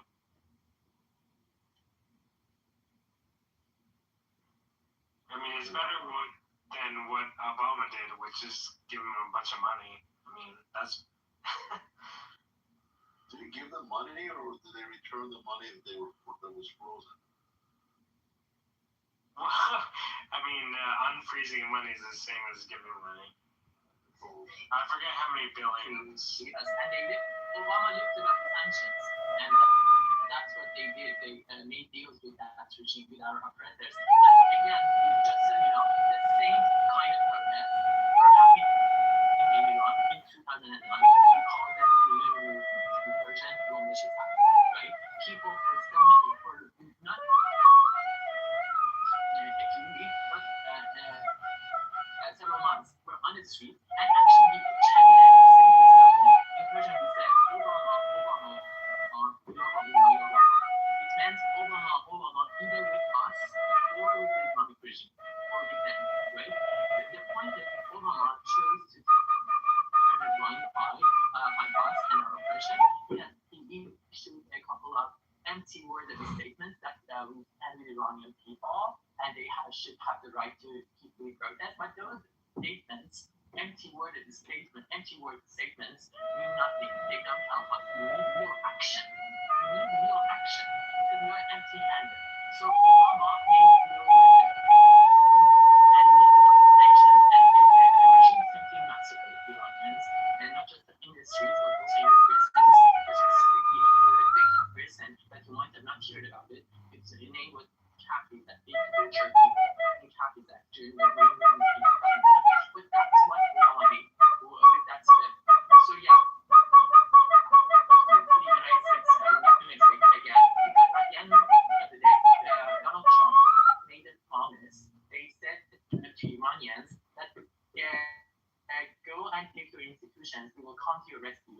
And in another remark, he said, if Iran shoots the protesters, as they always do, we will start shooting as well. He made those remarks, and yesterday, Donald Trump already acknowledged that 32,000 Iranians over a short period of time during this random protest were massacred by this regime. So he has made a promise and he has the responsibility. But even if he didn't make that promise, still we would have considered United States as a leader of the free world to come to our rescue, because with power comes responsibility. Because at the end of the day, first of all, you're all human beings. So if you see someone that is fighting for the values that you also share, democracy, women's rights, LGBTQ rights, all the values that a progressive society of Iranians stand for, you should help them, right? Islam itself, and political Islam specifically. Velvet, you need to feel good about something. We're three-branch government, and our other branch of government, especially our Senate, has been steadfast in trying to support the people in Iran and to end this regime. And you need to look at the Senate Foreign Relations Committee. You need to look at the leadership there, the statements that they've been making. This is not only from the executive branch, but on our congressional level as well, and that's really important. Also, with respect to the funding, look at our House appropriations on military as well. I mean, it's people seem to forget we have that other branch of government that also put the squeeze and amplified the sanctions. And although had to fight the Obama administration tooth and nail on this, was able through these strong leaders within Senate and House to squeeze that regime. So don't forget about that aspect.